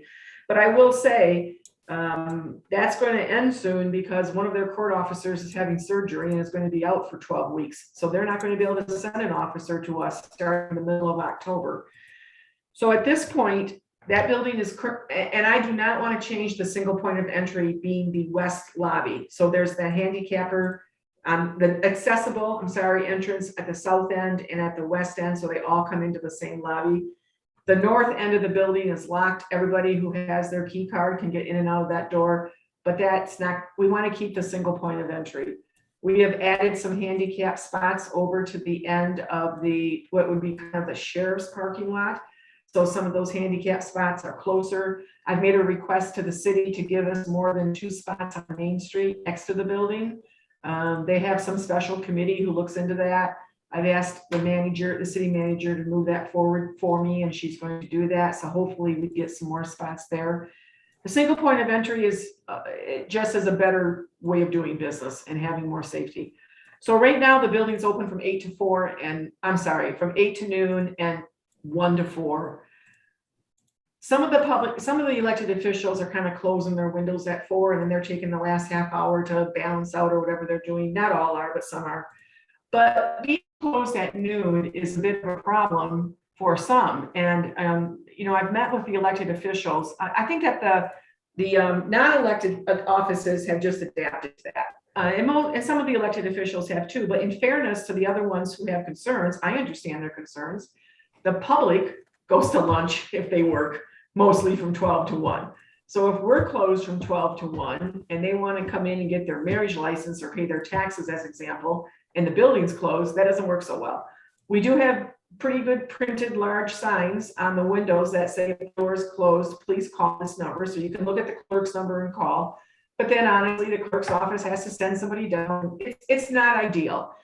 I've been working on trying to figure that out a different way. So I met with the elected officials and I need to get back with a couple of them and I will do so soon. But I was hoping that maybe we could do an adjustment with other court officers' schedules, but we can't because their schedules rotate around the judge's schedules. So if there's court scheduled at 1 o'clock, a court officer can't just come back from lunch at 1 o'clock. They have to go at the court. So that's not working. I talked with the sheriff about could he send somebody over from 12 to 1, and we had originally thought that might work. But now there's just so much going on and the crime level is so much higher and their call level is higher. He would like to be able to say he could already send somebody over, but I don't think he's going to be able to during the lunch hour. And we're going to be done with those court officers in the middle of July when that gentleman goes out on surgical leave. So looking at 40 hours, that's the amount of hours, now the regular deputies work like an average of 41 because they're on 12-hour shifts. This person wouldn't be on a 12-hour shift, but they would be working 40 hours. And then we're still talking about what are we going to do during the lunch hour? Because I really do think that it's a good service to the public if we're open during lunch. And we're just haven't been able to get there in COVID, but I'm working on it. Commissioner Hope, can you hear me now? I sure can. All right, here we go. Margaret, I'm glad you picked up on, that was one of my questions. I was going to talk about with the special deputy and the hours that were open. I noticed that can you hear me okay? Where's the background noise coming from? Oh, probably a fan. Let me turn it off. No, I could hear voices. It wasn't a fan. We're good. Well, it's not me for voices. So, I'm up here in the attic. So I know. What about, I looked online, some offices are open 8 to 4 and a lot of them are open 8 to 4:30 listed. What about going, instead of approving a 40-hour deputy, could we do a 42.5-hour deputy? Make a request for 42.5 hours. Would that be a possibility? Just because of the fact that it would cover all our normal business hours. Is that something possible? So our normal business hours are 8 to 4:30. So it's 37 and a half hours to cover the building. That's what the normal working hours are. So if we were going to cover lunch hours, it still comes down to an FTE. I mean, if we were, no matter how many bodies in the long run, it comes down to an FTE. And the other thing is that as a special deputy, there's other reasons we don't want them to have the exact same kind of things that the other deputies have. No, that's why I chose 42.5, because 5 times 8.5 hours, I came up with 42.5. So that's where I was coming with that hour amount being open 8 to 4:30. That way, you would have security during the entire time. It's 42.5 if you do it 8.5 hour day. So that's where I just came up with that number. So right, but that one person can't do that. That person's got to be able to have a lunch hour. They have to go to the bathroom. They have to do whatever. So in the end, I guess I can talk to the sheriff about that. But right now, we were looking at 40 hours a week because the building. Yeah, I understand what you're saying, but that way you would not have to, again, not interjecting in administration, because that's the last thing I want to do. But that way you wouldn't have to mess around with having some offices, some elected officials' offices are normally open till 4:30. You have to look at that time frame, adjusting down. The deputy would still have to probably take a lunch if they're there between 8 and 4:30. So would you still be closing doors then and locking doors down, or how would we do that? So as I said, we're trying to work through that. Gotcha. The ideal situation would be to be open during lunch hour because the public wants to come in for services, and I get that. But, the point of 40 FTE, that's a full-time equivalent. That could be 3 people. It's not just one person necessarily. The FTE is how many hours that we're funding, not how many people. It could be made up of 1 person, it could be made up of 3 people. Mhm. So, Yep, I get that. And that's where I'm going probably is I'm trying to go on the excessive, so there is no downtime, there is no, everything is covered during our time frame that we're totally open. If we're gonna be 8 to 4:30, that's 42.5 hours. And so if we're gonna allot 42.5 hours to have coverage there, then that accounts for that. Maybe I'm saying it incorrectly, I don't know. But I'm in full support of security at the building. That's a non-issue for me. I've been saying that for a long time as far as security goes. I think we definitely need that. I'm in a lot of county buildings now. And I'm seeing, even though most of them are connected to courthouses, directly connected, there is security in that building. So, you could argue that they're there for both. And I certainly agree that it's not a when, it's not if, but when something happens, and we got to be prepared for that. And that's where I'm coming up with the 42.5. Again, 40 is great. I mean, we need security. We need to account for that. But, and I think going to 42.5, it just budgeting for it allows us to have the flexibility of having someone there at all times. Especially if you're mixing it. Yeah. Yep. I can do that. We'll work that in. I will tell you that I think when the sheriff and I were talking, and maybe, and I like your viewpoint, so I appreciate that. We didn't think of it that way.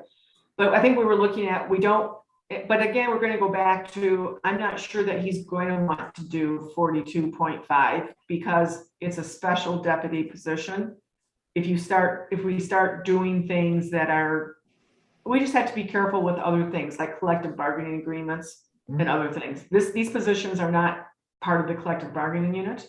They're not a regular deputy, they're a special deputy, they're a special division under certain labor laws and stuff. So it's a delicate situation. We might want to change the FTE and look at poor Melissa who's on this call. Look at the smile on her face. We've had this discussion a couple times, and I kind of said to her originally, I think it should be 1.5 FTEs. And then the more I thought about it, I was very insistent on it. And then I, thought about it for a while, and I'm like, maybe not. So we took it down to 1. But I think that, again, if we're going to have some flexibility, but again, it's going to be the sheriff's employee. So I want to talk to the sheriff and see what we can do. So let's just let's look at that. We'll look at that. We'll come back with a plan before Tuesday, or by Tuesday, we'll have an answer what we should do with that. I don't think the sheriff is going to want to have one person working 42.5 hours for other reasons. We might have to do 1.5 FTEs, and that's fine. It doesn't make any difference. Right, yeah, Commissioner Jelinski. Go ahead. Excuse me. I retired from Clinton County, and they have a security for their building.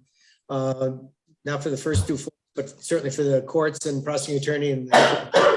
But they utilize FTE, and they have part-time positions, and they seem to be very professional. They use retired police officers, and it provides a service, and it's a comprehensive service from opening to closing. Yep, that's exactly what we're looking at, Commissioner. Maybe give Clinton County a call and see what their shortcomings, and it might even save money on the incremental cost because of the fringe benefits may not be there. There are no fringe benefits for this position as it stands. This is a special deputy position. The only costs are wages, and those fringe benefits were required by law, which are workers' comp and unemployment. There are no fringe benefits. So this 1 FTE means 1 full-time equivalent. It could contain 2 or 3 different people. So exactly what you're talking about, Commissioner Jablonski, is exactly what we have in mind. And I'm sorry if I didn't make that clear. It's not a regular deputy full-time position. It is a special deputy designation by law, which means that they are only receiving those benefits required by law. And it could be one person who's working 22 hours and somebody else who's working 20. If you put them together, maybe that's not a good example because it makes 42, but if you put them together, it's one full-time equivalent.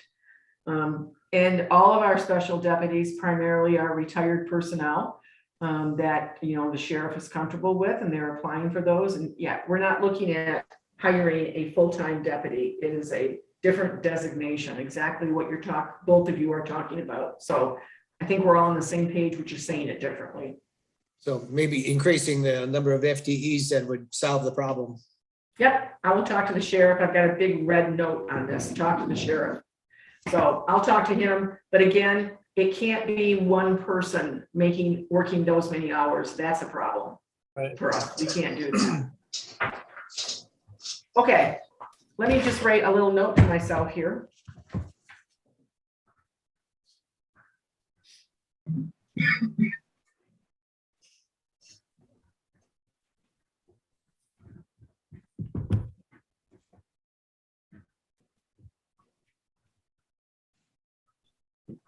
Sorry. I don't want to forget to talk with him, so I will talk with him. Okay, then let's go into capital expenses. I'm going to try to go through this a little quicker because I know that the day is long and you guys have things to do, and we're going to do a deep dive on Tuesday. So just to kind of go through capital expenses, Nicole will pull that one up if you would, please, Nicole, under, let's start with general fund. Facilities. So the first one says penthouse roof replacement. You all know going into this that we don't really have a penthouse that anybody lives in on top of our building, right? So when somebody sees that in print and says to you, Commissioner, what is that? Where is that penthouse? That's just the name of the portion of the roof that is, you know, all of the mechanicals. So that's the $250,000 that we talked about. We're recommending that come from our lost revenue funds. That's an allowable cost because the lost revenue funds can be used for anything of general governmental expenses. So that's where we would take that. The HVAC system, we're thinking is going to cost us $520,000. This is so I just want to put a little something on this for you, gentlemen. That building is 49 years old. That building was built in 1972. To give you a perspective, that's the year I graduated from high school. And I'm getting my 50-year reunion discussions in the email already. So that building is old. It is, obviously, we're going to keep that building for a long period of time at this point, and we need to be doing these things. These are no longer preventative maintenance. These are serious maintenance. And the fact that of the air exchange and all the rest of that in that building, you folks have been in that building. You know that part of the reason that we're meeting that Commission on Aging now is because we could have large groups of people and we don't have good air circulation. So that would be a source that could be spent on our directly from direct ARP funds rather than the lost revenue funds, because improving air quality in buildings is something that's an allowable expense. The Ford pickup truck, again, this would be the general fund. That 25-year-old truck has served us well, but it is time to be put out to pasture.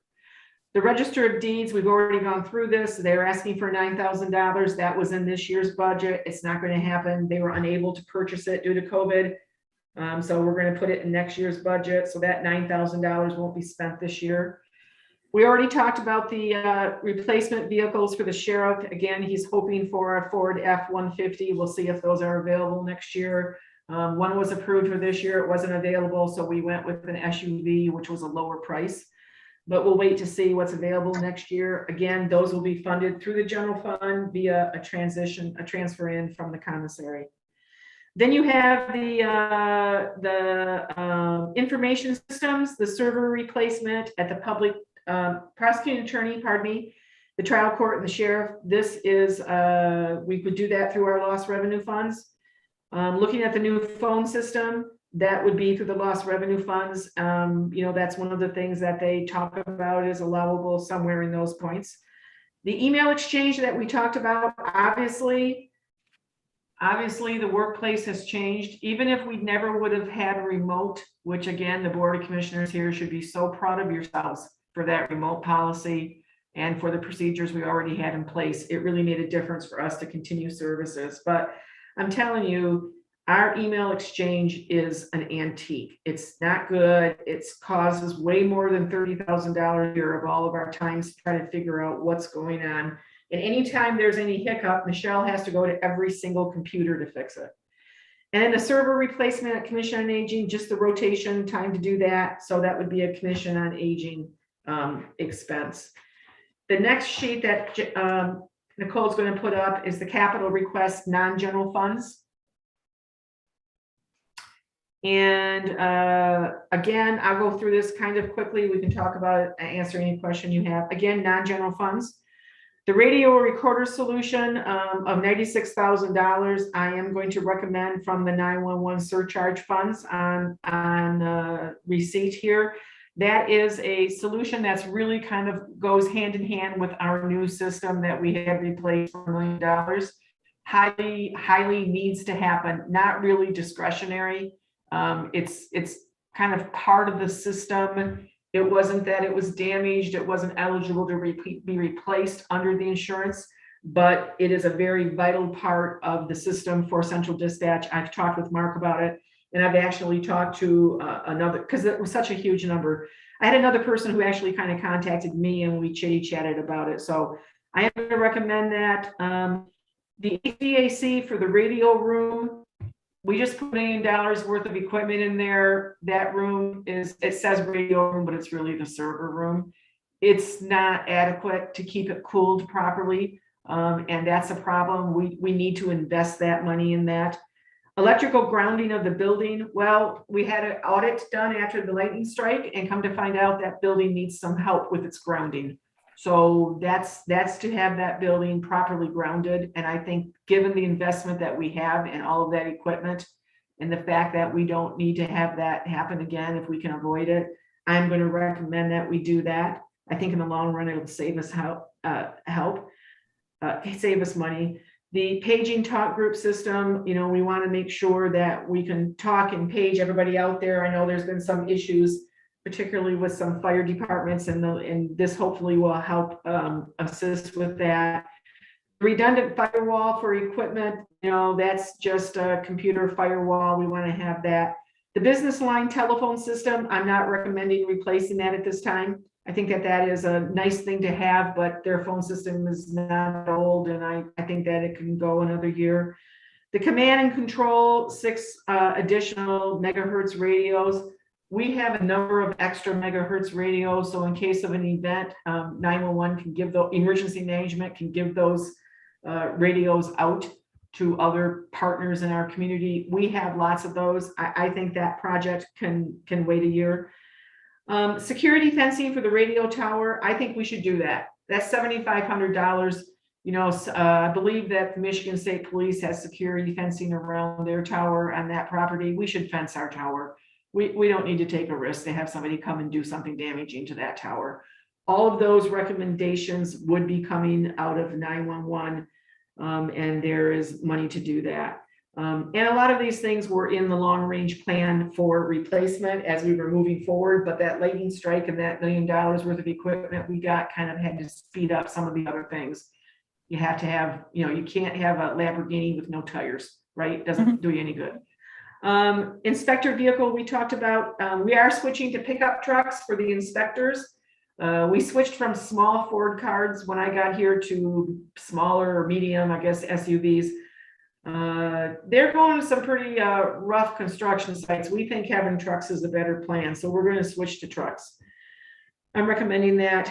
The well rehabilitation is being requested. It was funded in 2021, but they were unable to complete it. That's gone off and on over a number of years. Water and the water systems obviously are part of infrastructure. We're recommending funding that directly from ARP funds. And then looking at the parks, replacement of a truck from the Parks Fund, utility vehicle, which is a Gator, 2 of those, again, from the Park Fund, a stand-on mower. You know, they do a lot of mowing, not only at the parks, they mow all the county facilities. And I think a stand-on mower for them is probably a smart thing to do and will be more efficient. And the gatehouse at 2 of our parks really do need to be replaced, or a lot of maintenance done. I think it's to replace them. And that's kind of been, you know, goes up and down the radar, and it's been on other requests. So I would recommend we have the funds to do that we do that. Our parks get so many visitors and so much usage that it's a good first impression. The asphalt replacement at Murph has to do not just with the asphalt outside, but mostly the asphalt around and getting product in. That would be paid for by a 2% tribal distribution that we already have on hand, that we've already had approved. The upfeed belt and the main ram cylinder repair for $85,000 on the baler. That would be working with the city. For those of you who were here when that ram broke in half that day, you'll know why we want to make sure that that's working. Another curb-sized truck, it's time to put one of our old ones out to pasture. Again, we've received a 2% distribution for that. The skid steer loader, again, we've received a 2% distribution. And the weigh scale, as you know, because that project will not be done this fiscal year, you're seeing it moving ahead here. It just wasn't able to all be purchased this year. That project's not going to be done by the end of the year. So some of that's going to have to move forward. So we're at this point, including all of it so that you all know what's happening. So that's the capital expenditure. Those are the capital expenditure requests. If you have any questions, I would be happy to try to answer those for you on any of those. Does anybody have any questions? Commissioner Jelazinski, go ahead, sir. Thank you. I have a question on the central dispatch HVAC for the radio room. Would that qualify for ARPA direct funding because it is doing an upgrade? Seems like it could be argued that it would fit just as the HVAC improvements for the administration building.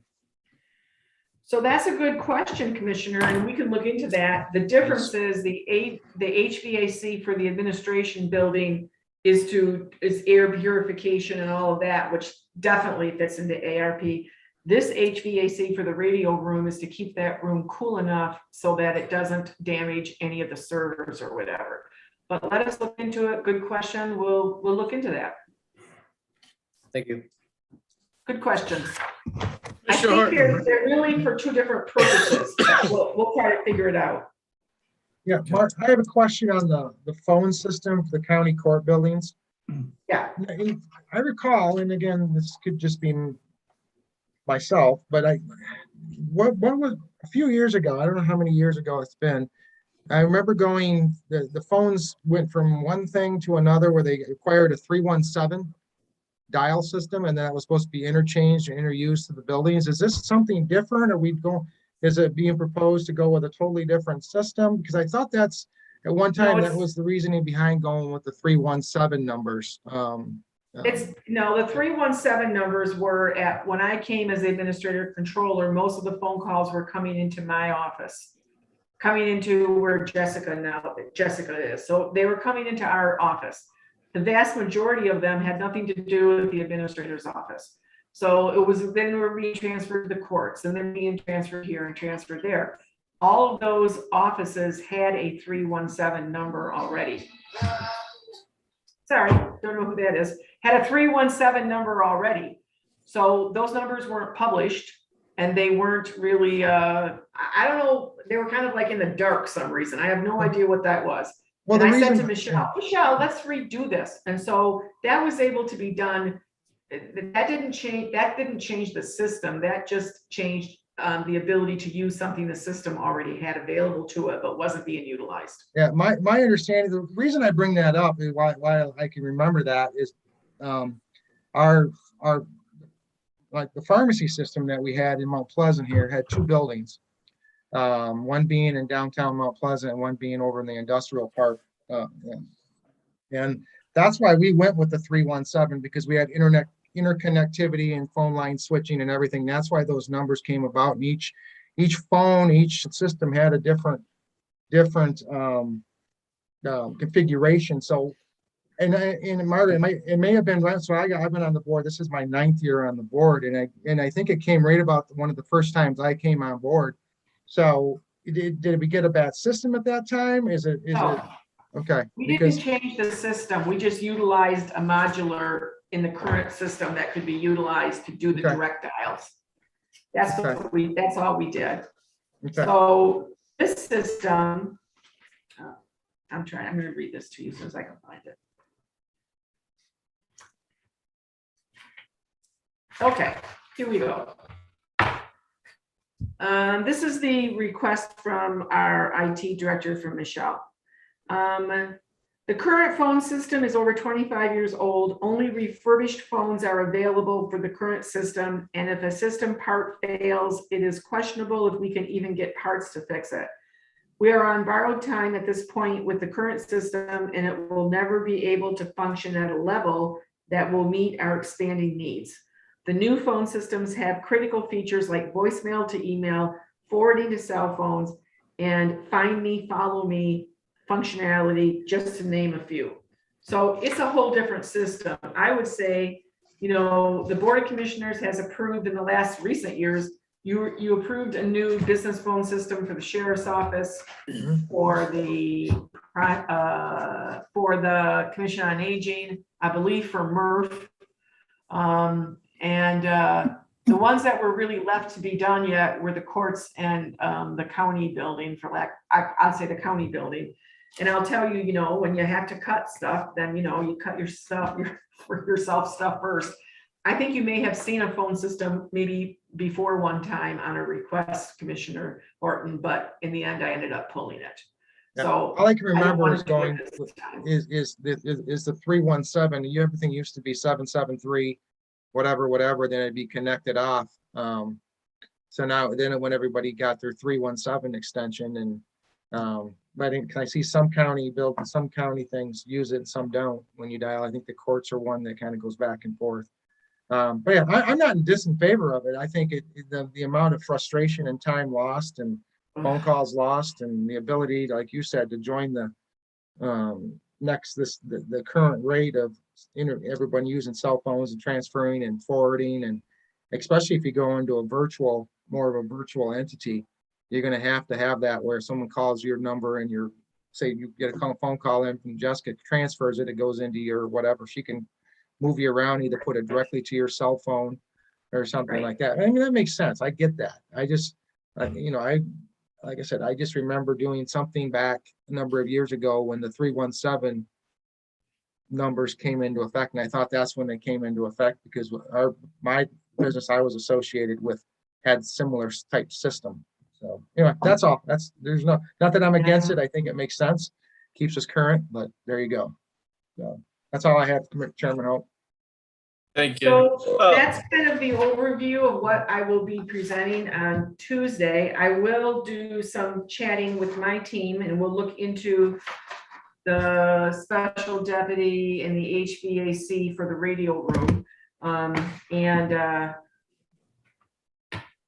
I'm sorry, Commissioner Hope, Chairman Hope, did you have a comment and I stepped on your comment? I apologize. No, that's okay.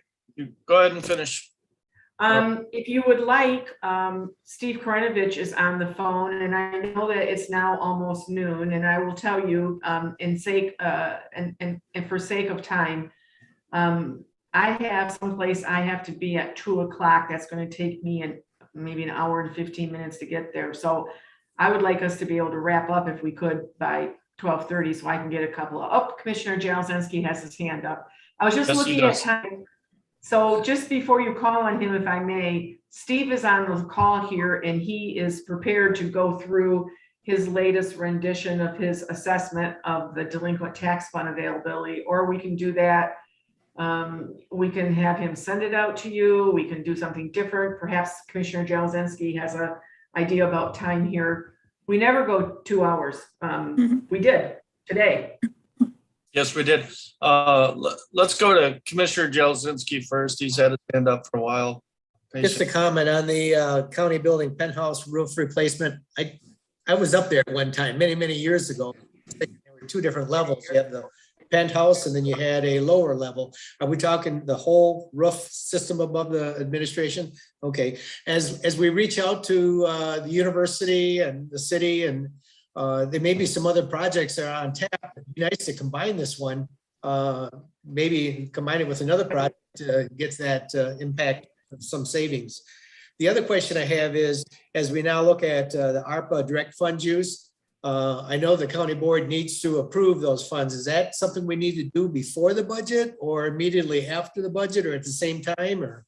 Well, if you were approving the budget, you would be approving the use of those funds. Just like you would be, if you approve the budget, you're approving the use of all the funds that are in the budget. Okay. And do we have to do that for the lost revenue funds too? That's the same thing. Once we approve the budget, it all wraps up. Okay, thank you. No more questions. Thank you, sir. Steve, do you, in the interest of time here, can you give us just a real quick overview of the DTR funds? Sure, yeah, I can. I will, let's go right to this.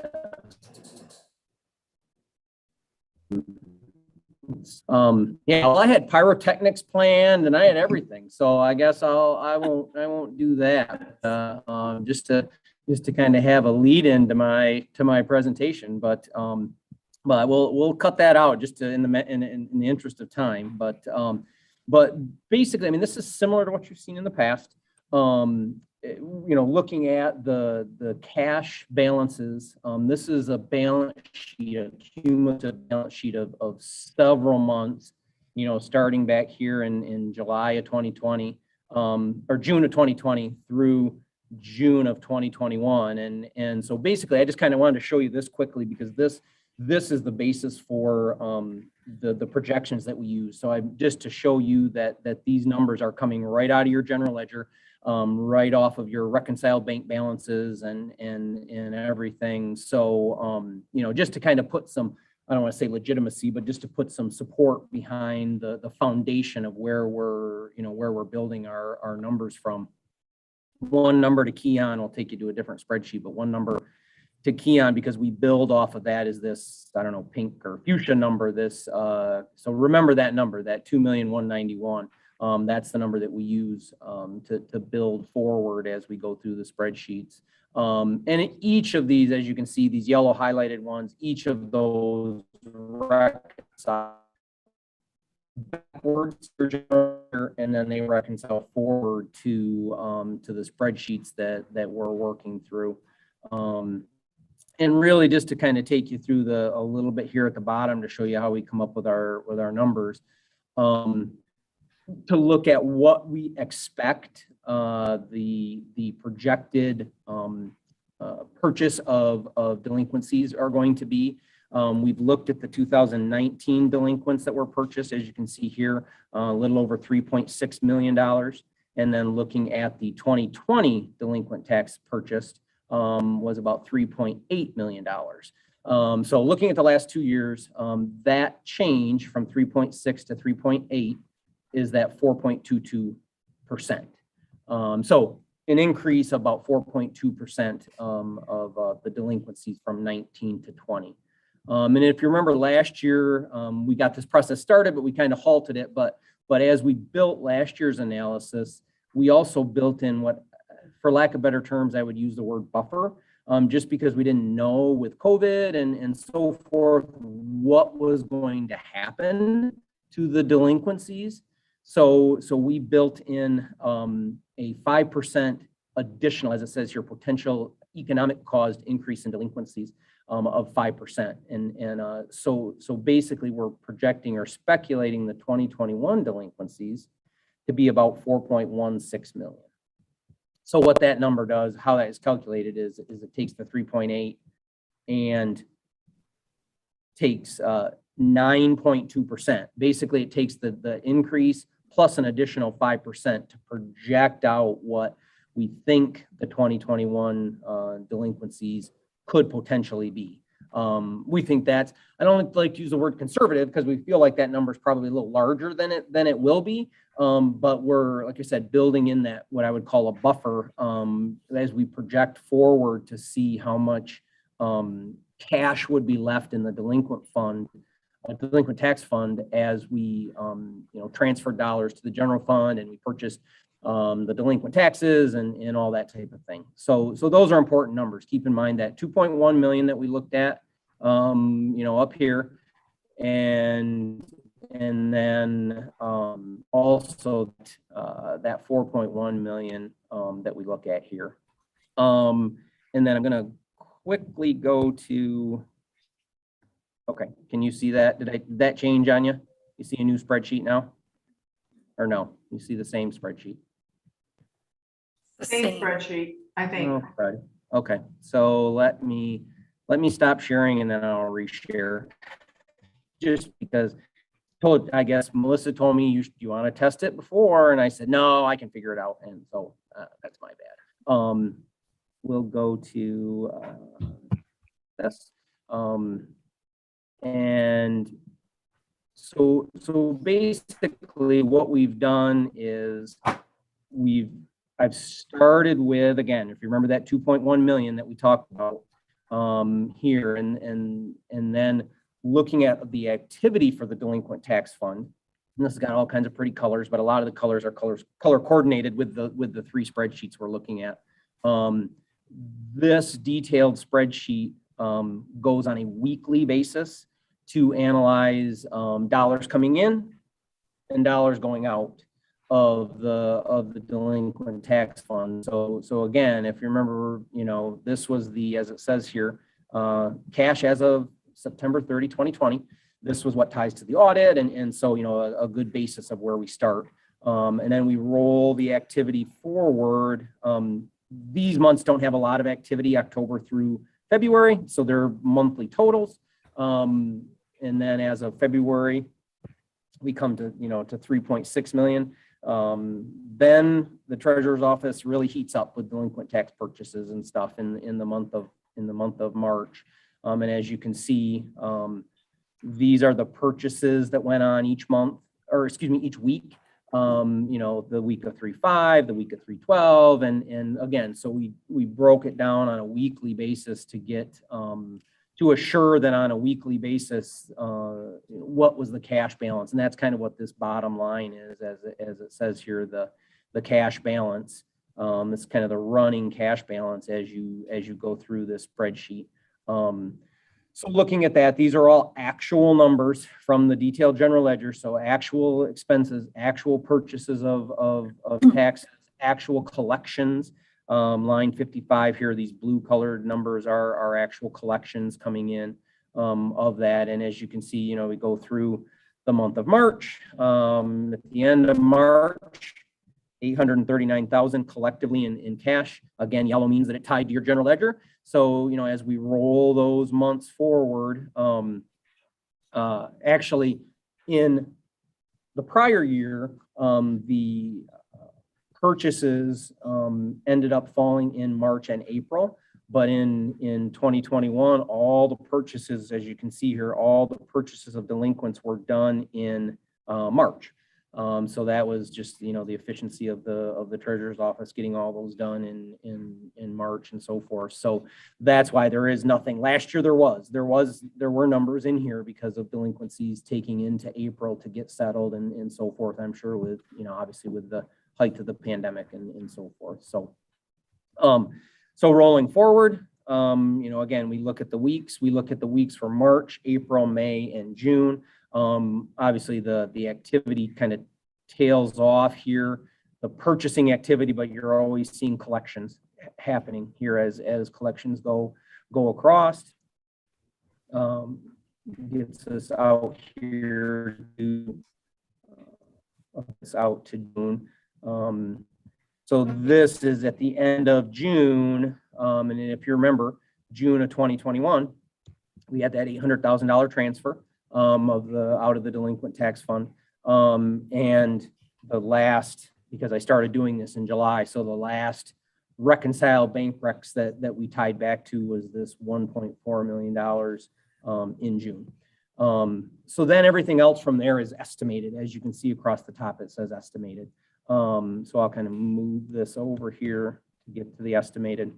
But these are a replication of what happened last year is replicated into 2021. So these estimated numbers here, as it says, these estimates are based on a repeat of 2020 amounts. So it's basically rolling those estimates forward and the activity on a monthly basis forward into the 21-22 fiscal year. So as we do that, we project forward. And as you remember, if you remember that number from the other spreadsheet, we estimated or speculated the 2021 delinquencies to be that 4,163,000, and that's based on that 4.22% increase from 19 to 20, and then added 5%. So that's included in there. So if you remember, that's that 4.1 million.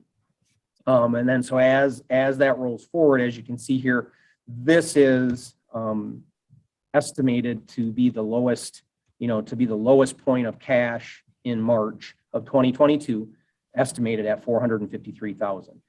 So cash, is well above positive. It never goes negative. Never goes below 453,000. Even if all the purchases again happen in one month, cash still is sitting at 450,000. So, and then we projected as administrator's office says, built into the budget an $800,000 transfer to the fund. And looking at it here, if you recall in past years when transfers have happened, and you can see these blue shaded numbers here, we were taking we were placing that in the budget kind of on a quarterly. You can see these blue shaded numbers. Well, what we did in the 21-22 budget was we put that budget transfer in May. Looking at the general fund, we felt that there was positive cash flow in general fund through April or May, and also to utilize the cash in the delinquent tax fund as purchases were needed.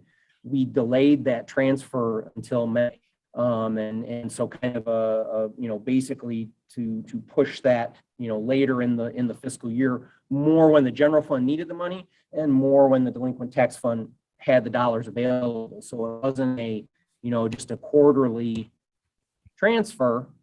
It was a one transfer in May, and even doing that transfer in May, as it shows here, cash was still almost 630,000 at the end of estimated at the end of May, and so looking at that, I mean, I know that's a ton of numbers and super fast, but looking at that, a couple things to keep in mind is that all the cash basis was grounded in your general fund information. So it came from that. In comparing 19 to 20, the delinquent tax purchases was that increase of 4.2%. We also built that buffer in of 5%, just for the continued unknown of what the economy will bear, going forward. And then, we looked at the, to get to that speculated 4.1% estimated purchase of taxes, in the 21-22 fiscal year.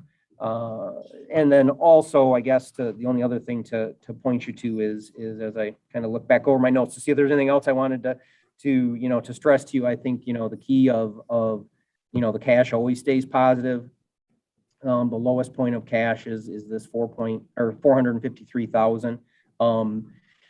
And so what I did was I also looked back at last year to say, you know, we estimate these numbers, we speculate these numbers, we extrapolate these numbers out. How did last year's numbers look and how did the actual shake out going forward to see, you know, how realistic is this analysis that we do? And, you know, looking at the prior year analysis, we estimated that the cash was going at June 30, 2021, the cash would be at about $1 million. You know, so we'd have about $1 million in the delinquent tax fund in cash as of June 30, 2021. Actually, cash ended up at 1.4 million.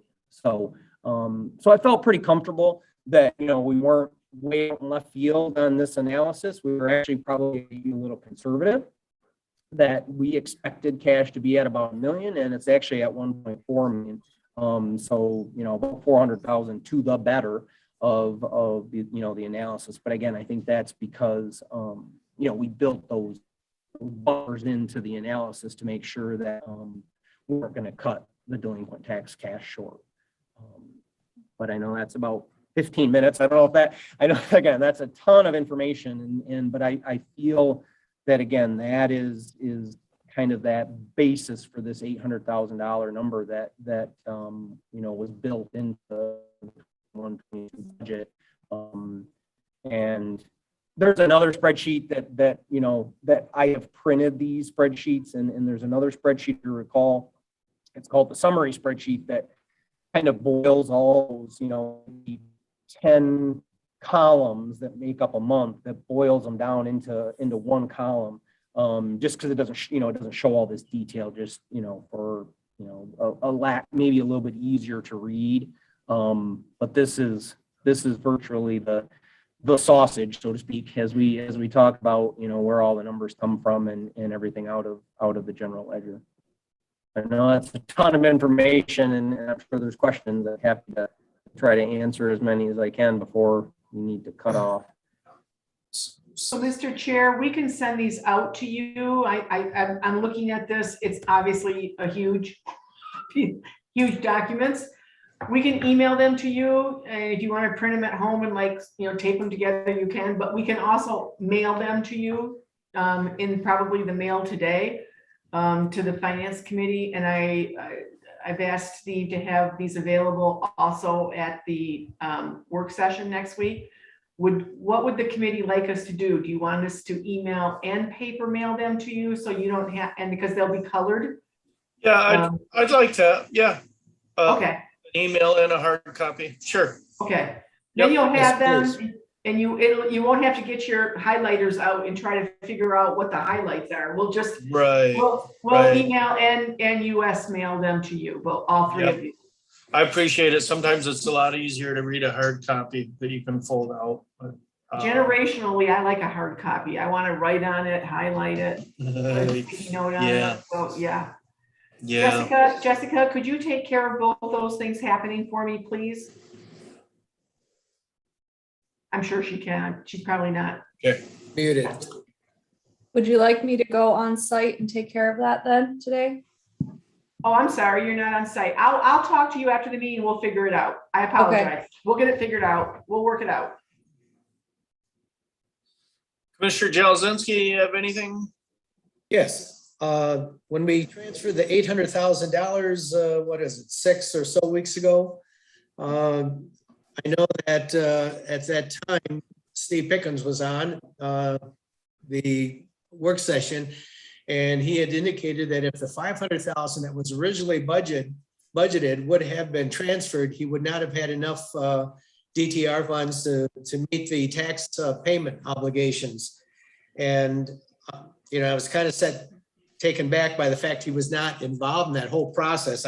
I'm hoping that you're telling me now that this worksheet has been presented to the treasurer's office for review. He knows the nuances of that fund. Is that the case? Has Steve had a chance to review these figures, and will he be invited to the work session? So, Commissioner, no, this spreadsheet is put together, and this is based on our CPA's information. So this is based on information, as Steve Kronovich just said. I mean, it's all public information. It's in the audits. It's here, it's there, it's everywhere. you know,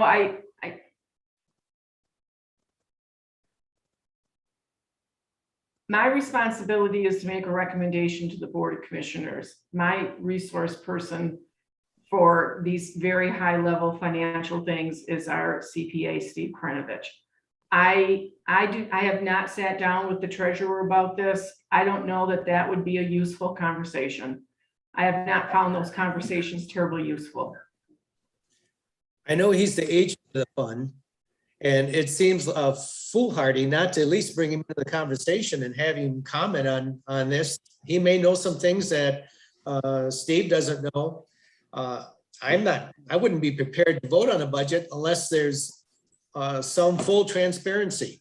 So that's saying that forward. If there's no communication between the treasurer's office and Steve or you, Margaret, I'm going to be a no on the budget just because of that purpose. We need to work as a team and not just as a one-sided ledger. I've had my say on this.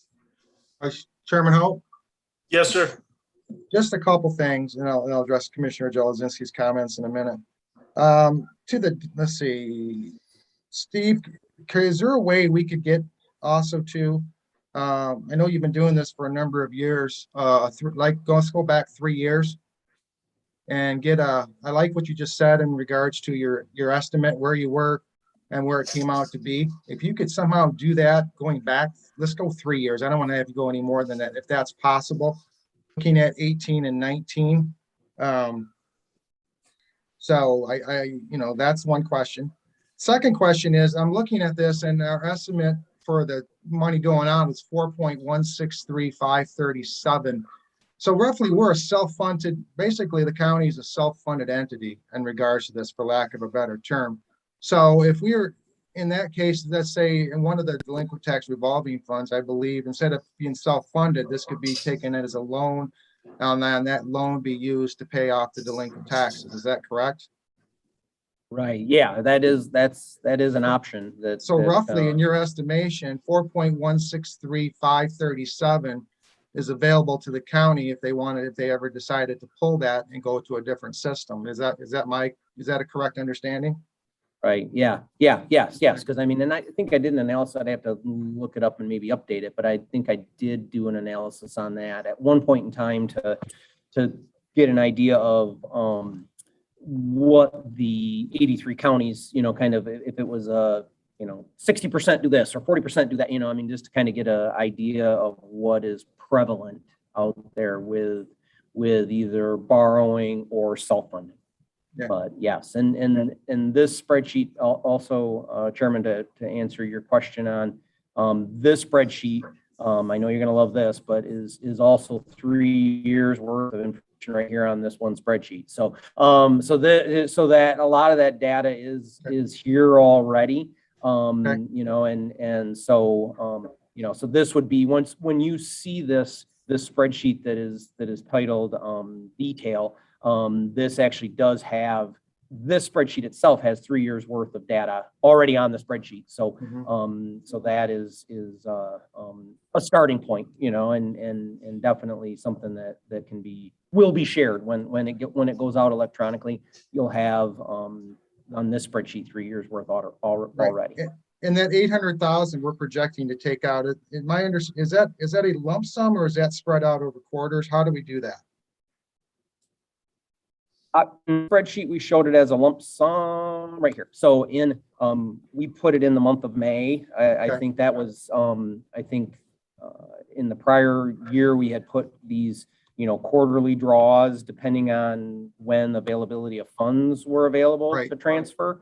And so, yes, but in the 21-22 budget, we built that in for a one-time transfer in the, that April-May time period. Because now to piggyback a little bit on Commissioner Jelazinski's statement, and to pair it maybe Steve Pickens, if you're looking at April, June, April, May, June of 20, and even those 3 months, or maybe April and May, or if we pulled them then, you would be below. if you, but you're counting the money you already had pulled out. So I'm, you know, that number I'm confident with. I mean, if you look at in 5/31 of 2022, you're down to 196. So obviously you can make the statement where if you pulled 800,000 out now, you couldn't do it. Well, that's Right. true. But if you go back 2 months back from that, you could, and that's when it was pulled. So it's kind of twixt in between on numbers and talking about, yes, you can make a statement in regards to what you can pull and what you're left with, but at a certain point in time. But if you use two different points in time, it's not a correct statement. My other statement is we are in litigation in regards to this, and some of the terms I heard used, agent. I'm very cautious with saying anything on that because that is a litigious term that we're engaged with. In fact, that's one of the biggest issues in regards to our litigation. I'm not in favor of calling the treasurer the agent. The treasurer's agent of the board. He's not the agent of the fund. I think there's a big distinction between that. So does he have a right? Does he have anything input? Yes, maybe. I'm not going to say yes or no because we're engaged in litigation. Let's face it. And if you look at when I say we're engaged in litigation, it's already gone through the district court, and the district court is held in our favor, where the board determines the surplus, the board, and that's who determines it. And Commissioner Jelesinski, I admire your opinion on that, and I'm not gonna belittle it. You're entitled to it, and I support, your right to say that. Support your right to have that opinion. I disagree with that opinion. I mean, I've been forefront.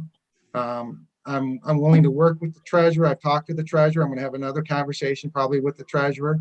Multiple conversations. I'm not going to say one, multiple conversations with the treasurer. But in this fund, in this balance, this is the board's responsibility and solely the board's responsibility. It says it right in the statute, and it's determined by the district court. So that's where I'm with that. Again, to get into otherwise, I think is not looking at what the district court held. That is the sole responsibility of the board to determine. Now, if you want to say, if I can't stop the treasurer from making a report, you can't stop the treasurer from interjecting or stating his piece like he's done in the past. That's fine. I mean, he's more than entitled, and I roughly admit that that's to say that. But when it comes time to determine the surplus of the funds, it's entirely responsibility of the board, both in statute and both what we've done in the past and also what the district court has allowed us to do. So that's all I've got to say on that. Again, though, I'm not nothing against that. I just have a different opinion than you, Commissioner Jelesinski, and that's fine. So. Mr. Chairman, Hope, I do have one more thing I would like to quickly say before we Sure. end the meeting. I would like to, and I should have said this before at the beginning, I'm sorry, but there's been a request to change the next finance committee on 9/14 to 11 o'clock start time. We would like to have a discussion regarding election costs for the last election that was held in August. And to accommodate a previous requirement that the clerk has to be elsewhere that morning at 9 o'clock. We certainly want the clerk who is in charge of elections in the discussion, and it will just be a discussion item. But to have that accomplished, I would request that the finance committee meet at 11 o'clock on 9/14, if possible. If that's not possible, then we'll have to hold that discussion till the next round, because the clerk, I believe, has I don't remember. She has another commitment she has to be at 9 that morning. It doesn't matter what the commitment is. I don't have any issue with that, starting at 11. That's fine with me. Commissioner Jelesinski or Commissioner Horton, does that work for you, gentlemen? That works for my schedule. Yeah, that's fine. Just if you could just note that too. Yeah, I'll note that. So that, like we discussed, 9/14 will be starting at 11 instead of 10, correct? Yes, sir. And Margaret, did we also talk about, quote me if I'm wrong, what are we going to do in regards to, since we're on schedules for September, the 28th? Commissioner Hope and I are going to be attending the MAC conference. Are we going to be moving that date? What are we going to be doing? I know it's off in the future, and who knows if we're going to have anything on the agenda. Well, let's do it. Let's get it scheduled so that we know what we're doing in case we need to hold it. So The 28th, you're unavailable. What does you and Commissioner Hope are unavailable? Do you want to look at the 30th so that, you have a chance to get back, and in case there's a ferry problem, you're not messed up trying to get someplace early Wednesday morning? Tuesday, does Thursday? I don't care, whatever date you folks want to hold it, we'll post it and hold it. So what would you like? Would the committee like the Wednesday, the 23rd, or Thursday, the 30th? I will say, from administration's end, we can make either one work. Jessica's on the line. I can't see her face. She's probably saying, Margaret, if it goes to 30th, we're going to have a short turnaround to get the agenda out, but I'm sure we can do it. Would you prefer Wednesday, the 29th, or September the 30th? What would the committee like? Either date would work for me. Yeah, same here. Doesn't matter. I'll make it work. Yeah, the 29th is fine. So I think the meetings get over with in the morning, and I don't, we're not gonna, hopefully not hit high winds or anything like that where we get stranded. We'll Okay. both take our jet packs if necessary, for lack of a better Yeah. term. And Well, we'll swim back if we have. no, Tobin, stop that. I am not swimming. No, and even though there's no sharks in the water, I'm not swimming. So Oh, So we want to say Wednesday, the 29th at 10 a.m. that'll work. Okay. Yep. Well, Jessica will notice that and get that posted and make that change everywhere we have to make it to make that go, and also to make the change to the 14th meeting to start at 11. And I appreciate that consideration. I think that'll be a good discussion. okay, that sounds good. And just to move this on, so we can get Margaret on her way. Invoice list discussion, Commissioner Jelesinski or Horton, did you have anything on that? I don't have anything. No, I have Okay. nothing. I did not either. So we'll go to call to the public. Nicole, do we have any public? We do not at this time, Mr. Chairman. Okay, and before we adjourn, anything else? Thank you for your patience for a long meeting today. There was a lot of information to try to get out. So thank you for your patience. There was, Yeah. yep. Yeah, Tobin, nice way to run long meetings, Tobin. Come on. Come on. Blame me. No, I'm just joking. So I know. Okay, well, if that's all, we appreciate all the work that Margaret, Nicole, and Jessica that you put into that. I would like to also recognize Melissa Frankquist, who is the staff accountant who does the heavy lifting in the budget preparation. Chris Whitmer, our other staff accountant. Certainly Nicole, Jessica is helping me get the presentation pulled together, and Steve Kuranovich, who is a wonderful asset. So I want to recognize the team. They're doing the heavy lifting. That's good. And my apologies to Melissa and Steve and for not mentioning you. Oh, that's okay. I can do it. No problem. Okay. Thank you. All right, so at 12:31, we will adjourn. Thanks, everyone. Thank Thank you. you. Stay safe, everyone.